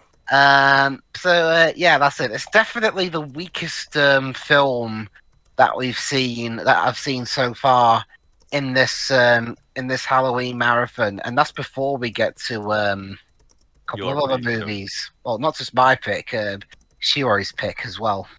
Hmm. Speaking of which, Shiroi, outside of an apology for all the flashing, that was a legitimately forgetful thing on my part. What do you think? It wasn't very good. I'm sorry. Even outside of the flashing, which again I couldn't watch most of this, it was just like couldn't really get into this because you don't really care about most of the characters. A lot of the camera work is so obnoxious, and like I said earlier, it feels like they're trying a bit too hard with it. I feel like we laughed way too much, considering we probably shouldn't have. I mean, let's not forget, they were literally using stock sound effects by the time of the climax. Like, they kind of threw that one out to slaughter at that point. Yeah, it felt like we were supposed to at least try to take it seriously, but at that point, it was never going to happen. Let me put it like this. Great. Stock sound effects only work in a horror film like, say, Child's Play, where you're dealing with something that's normally childish, but is evidently still dangerous over here. And you know what? Child's Play grew to know what it was, essentially. Or I guess if the premise is like a killer clown of some kind. Yeah. Slapstick, that kind of stuff. Which also instead begs the question, Pedro, what do you think is the worst usage for stock sound effects? This movie or the Ring video game with the tomato splatter sound? Wait, The Ring seriously did that? Or the Dreamcast games, Poonie reviewed it. I remember because I think it's in the intro that you hear what's supposed to be blood, but it's at least tomato splatter. The Ring video sound. game, because in that one, because it's a video game, you actually hear it more, whereas in here, it's not quite as frequent, so I guess just by default, that means the Ring is worse in that regard. No, but that's the thing. That's the thing, Joe. It also has to do with execution. Like, Child's Play drew as much juice out of its concept as it possibly could, with good build-up, trying to execute it to the best possible way of its ability. This, go on, carry on, Shira. That's it, honestly. And the ending was just strange. Like, just pick one or the other, really. Mm-hmm. I can't even tell if they were going for a sequel or anything, because no, they're clearly all right by the end. I could have saved this for the, for the proper, ending, but I can tell you that in August 2019, a TV series based on the movies has started development for Paramount Television and Amazon Studios. That is nice, though I do wonder how connected it's going to be. Like, is it going to be an actual sequel? We don't know yet because there haven't been updates since 2019. And I guess in the pandemic, made it kind of taking a hit from it. So we don't know if it's still actually in development and if it's still for Amazon Prime or instead going to be railroaded to Paramount Plus. I guess kudos to them for giving it another shot. Pedro, while you were at it, go ahead. Okay. The first 2/3 of this movie are mostly just boring because, like me and Joe have been saying, the characters are underdeveloped, and as a result, it's really hard to give a crap about them. And I literally feel like we don't actually learn the premise of this movie until, pretty much in the last act of it, which, again, could maybe have been for a good mystery build-up, except the mystery itself doesn't feel compelling. Mm-hmm. One thing we also have to remember is that filmmakers very rarely have any input in how a movie is marketed. It's entirely part of the marketing department, and the filmmakers have no input in it. So for all we know, maybe Child's Play, maybe Don Mancini expected it to be a proper mystery with not really people knowing exactly what was going on at the time. But, the marketing department saw, we really have to sell people on the Killer Dolphin because that's when they get asses in seats, even if it's at the expense of the mystery. I don't know if maybe they did something for this here. Maybe. Who knows? It's possible. But in case they did, like they didn't. But even so, even on its own merits, like ignoring any possible. Hey, Teo, can you answer my question if you heard me? Go ahead. Well, how was the trailer for this movie? Did the I haven't trailer seen it. Okay, because I was wondering if the marketing spoiled some stuff from the third act or not. I do not know this. Well, regardless, even if ignoring the trailer's impossible bad marketing, let's just looking at the movie as it is. Again, it's kind of hard to because we don't really know. There's not proper build up to much of anything. When we do find out what happened, yeah, it's kind of like, and yeah, the whole orgy thing is kind of weird, but whatever. Yeah, and by the time Sam Neill becomes the villain, he's just so goofy about it that it's just like, it's really hard to take the. Again, not only is it hard because we're not invested, because the characters are underdeveloped, the fact that Sam Neill becomes such a cartoon villain by the end of this is just like, okay, at this point the movie's just given up. Lawrence Fishburne's character is the only character who has any kind of dignity to him. If anything, because he's the only one who actually manages to have some. He's the major source of common sense in this movie. So there's that. But most of the other characters are either just there or downright laughable. And the plot is shallow because the mystery is not built up properly. Like, it really is. I can tell what they were going for, but the execution is all kinds of bad. The music is whatever. The direction is. For the most part, it's fine, but yeah, it has its weird quirks. And the acting. Oh my god, the acting in this movie. Like, the actors in this movie, apparently it's like they can either underact the fuck out of things or overact the fuck out of things. They just can't reach a middle ground between these extremes to save their lives. Like I said, it gets to a point where it goes so over the top that it's comical with its horrors instead of actually terrifying. Yeah, that's what I'm saying. Like, but most of the first two acts, they're mostly just underacting, like they swear off acting for a rent. Sure, yeah. But then the third act comes in, and then and then Sam Neill becomes a cartoon, and yeah, it's. I can see why this movie has been mostly forgotten. I get that it does have its cult fan base here and there, but yeah, I can definitely see why not. We don't really see people talking about this movie much anymore.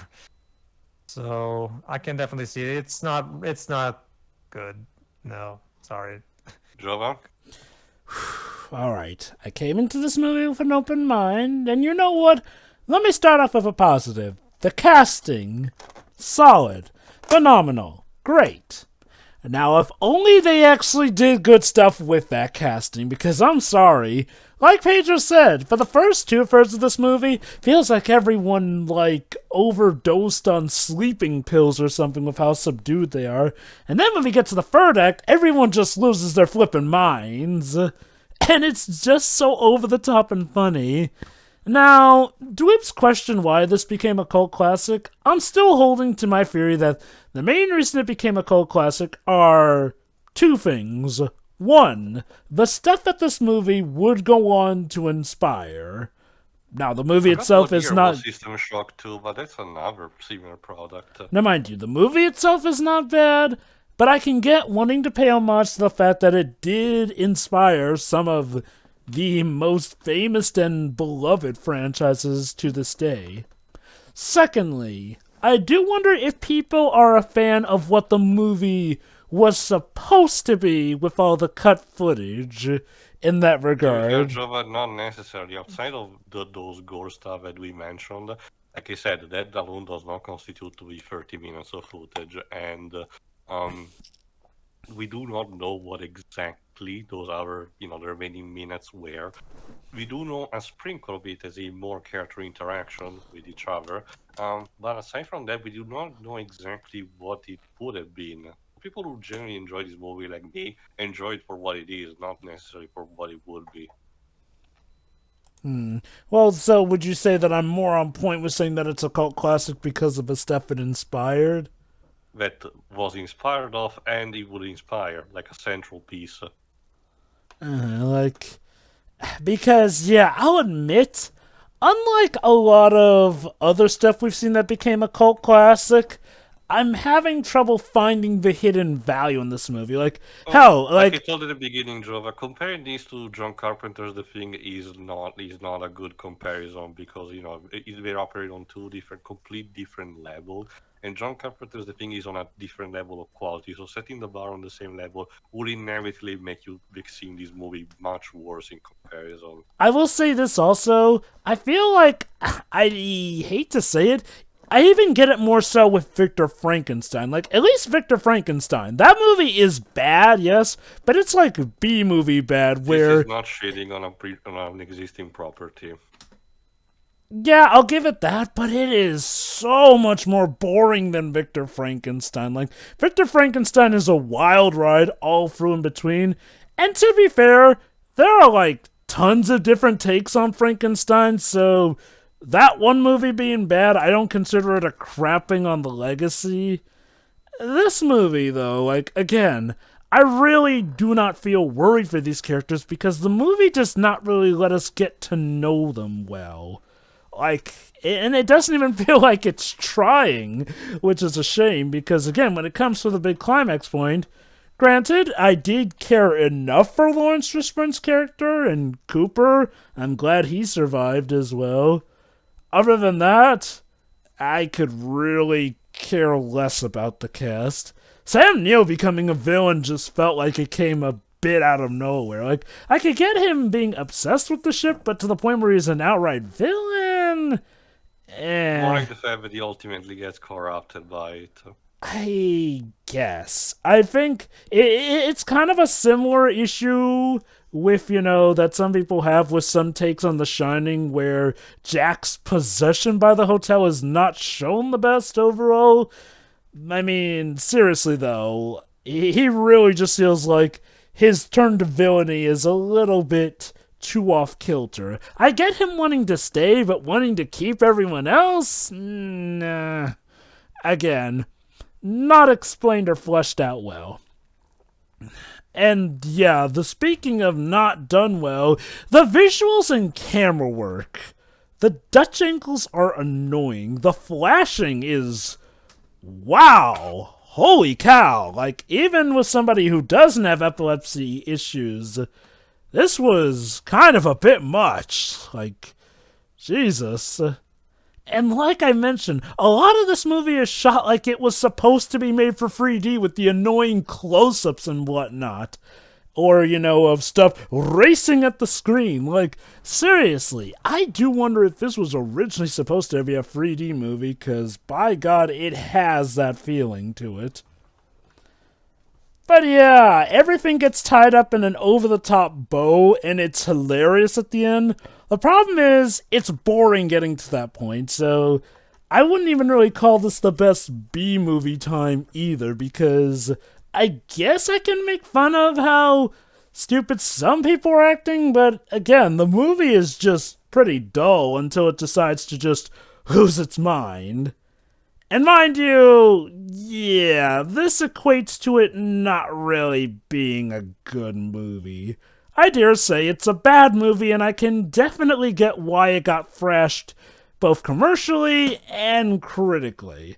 Again, though, good on it for inspiring stuff that would, go on to become more successful, so there's that.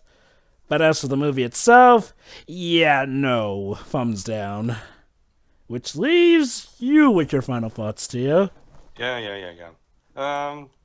Okay, the thing that I will agree on in not liking are definitely the acting. I can tell you the Dub of My Country actually fixed most of it.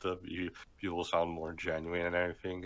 And about the flashing lights, that is a genuine thing that I did forgot about this movie being filmed like in a fucking rave. And I probably did forgot it because it was how obnoxious it was, so my brain just suppressed it to the sake of not remembering that. But other than that, no, I really disagree on everything. The premise alone for this haunted ship that attracts people and corrupts them and ultimately tries to kill all of them, and they have to scramble what they have. The premise alone makes it interesting, but honestly, I don't really see that much of in terms of lacking characterization for the people on the ship. Maybe Justin because he's the first who gets pulled in the portal, you know. But even then, because of the stuff that they get to do in their respective execution, we do get to see what the characters that are involved were, you know, attracted by the ship with their fears, um, and ultimately why Sam Neill gets corrupted. Sure, you can argue that he gets gets it easier because he's also the creator of a ship, but he's the one that gets the most influence, and ultimately you do see the hallucination that ultimately makes him cave in, reliving, his wife's suicide, wanting to desperately, clinging on to an happier memory, and ultimately gouging his eyes out, believing that he's doing the best thing, when in reality, well, he's getting possessed, basically. It's more essentially a giving up, and the demon that we see is not the same character, basically. Um, Lawrence Page will also smart decisions. There's that. The movie also avoiding the cliches like because Cooper reeks of a token black guy all the time, so you would think he will be the first to go, and you can tell that there are a couple of scenes where gets close to that, and I'm actually wondering if there was one of the parts involved between Paul W.S. Anderson and the producers that they wanted to actually kill off the characters, but the other side actually, pushed in for him to stay alive. And good on, ultimately the movie for letting me survive. Still would want to see the cut footage just to see how it ultimately pans out. Shame about that salt contamination, I guess. Um, so again, it's so bizarre, and oddly specific on that. Like, you have to wonder, was this like a hit job? I don't know. It feels so similar to Atari burying the copies of E3 of ET in the New The Mexico landfill, desert. yeah. Something that people found it so ludicrous that they believe was not real, and it ultimately turned out to be real. How fucked up is that? Sometimes the truth is stranger than Maybe the fiction. maybe the warp really is a thing, and we're just materializing weird shit out of nowhere. Who knows? Um, but yeah. The movie still has, the different problems like the CGI, the flashing lights, and the acting for the original release, and that those actually are a problem. I can chalk, like I said, the acting problem to Paul W.S. Anderson and his bizarre job. The score is also all over the place. Again, I don't mind the actual usage in the movie, even with the cheap jump scares, admittedly. But the beginning credit and the song used for the end credit, those are the have to go. Those are terrible. Um, for the sound effect, I would agree, but again, this was a movie done at the end of the 90s where these were not as common. For us who have been growing up with the internet, they seem then more like, more laughable. Um, but I can't believe someone at the end of the 90s thought they were fine to use. Again, it feels more like of either a decision for Paul W. Sanderson or the editor. So I'm not sure we will know who was was the one that actually wanted to do that. But no, otherwise, I really genuinely enjoyed the movie for what it is. Sure, could have been better, sure, but that's why I believe that 60% of the fans current Maisel fits. Not necessarily, not really something that is stellar, but something that is solid enough um, to symbolize what it is and the type of story that it wants to be. Again, we'll have to see how if that TV series ever happened, who knows. But as for us, well, it seems that again, not activating the Geller fuel generator did not work on us because both the braids are gone, probably turned into demons by now.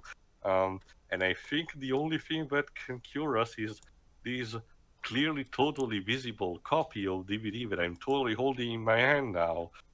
But you guys won't like the content. This really feels something that came out straight out of Warp. Oh Yeah, boy. it's a sequel that nobody wanted, and no, it's not Despacito 2. It's called Monster Family 2. Oh,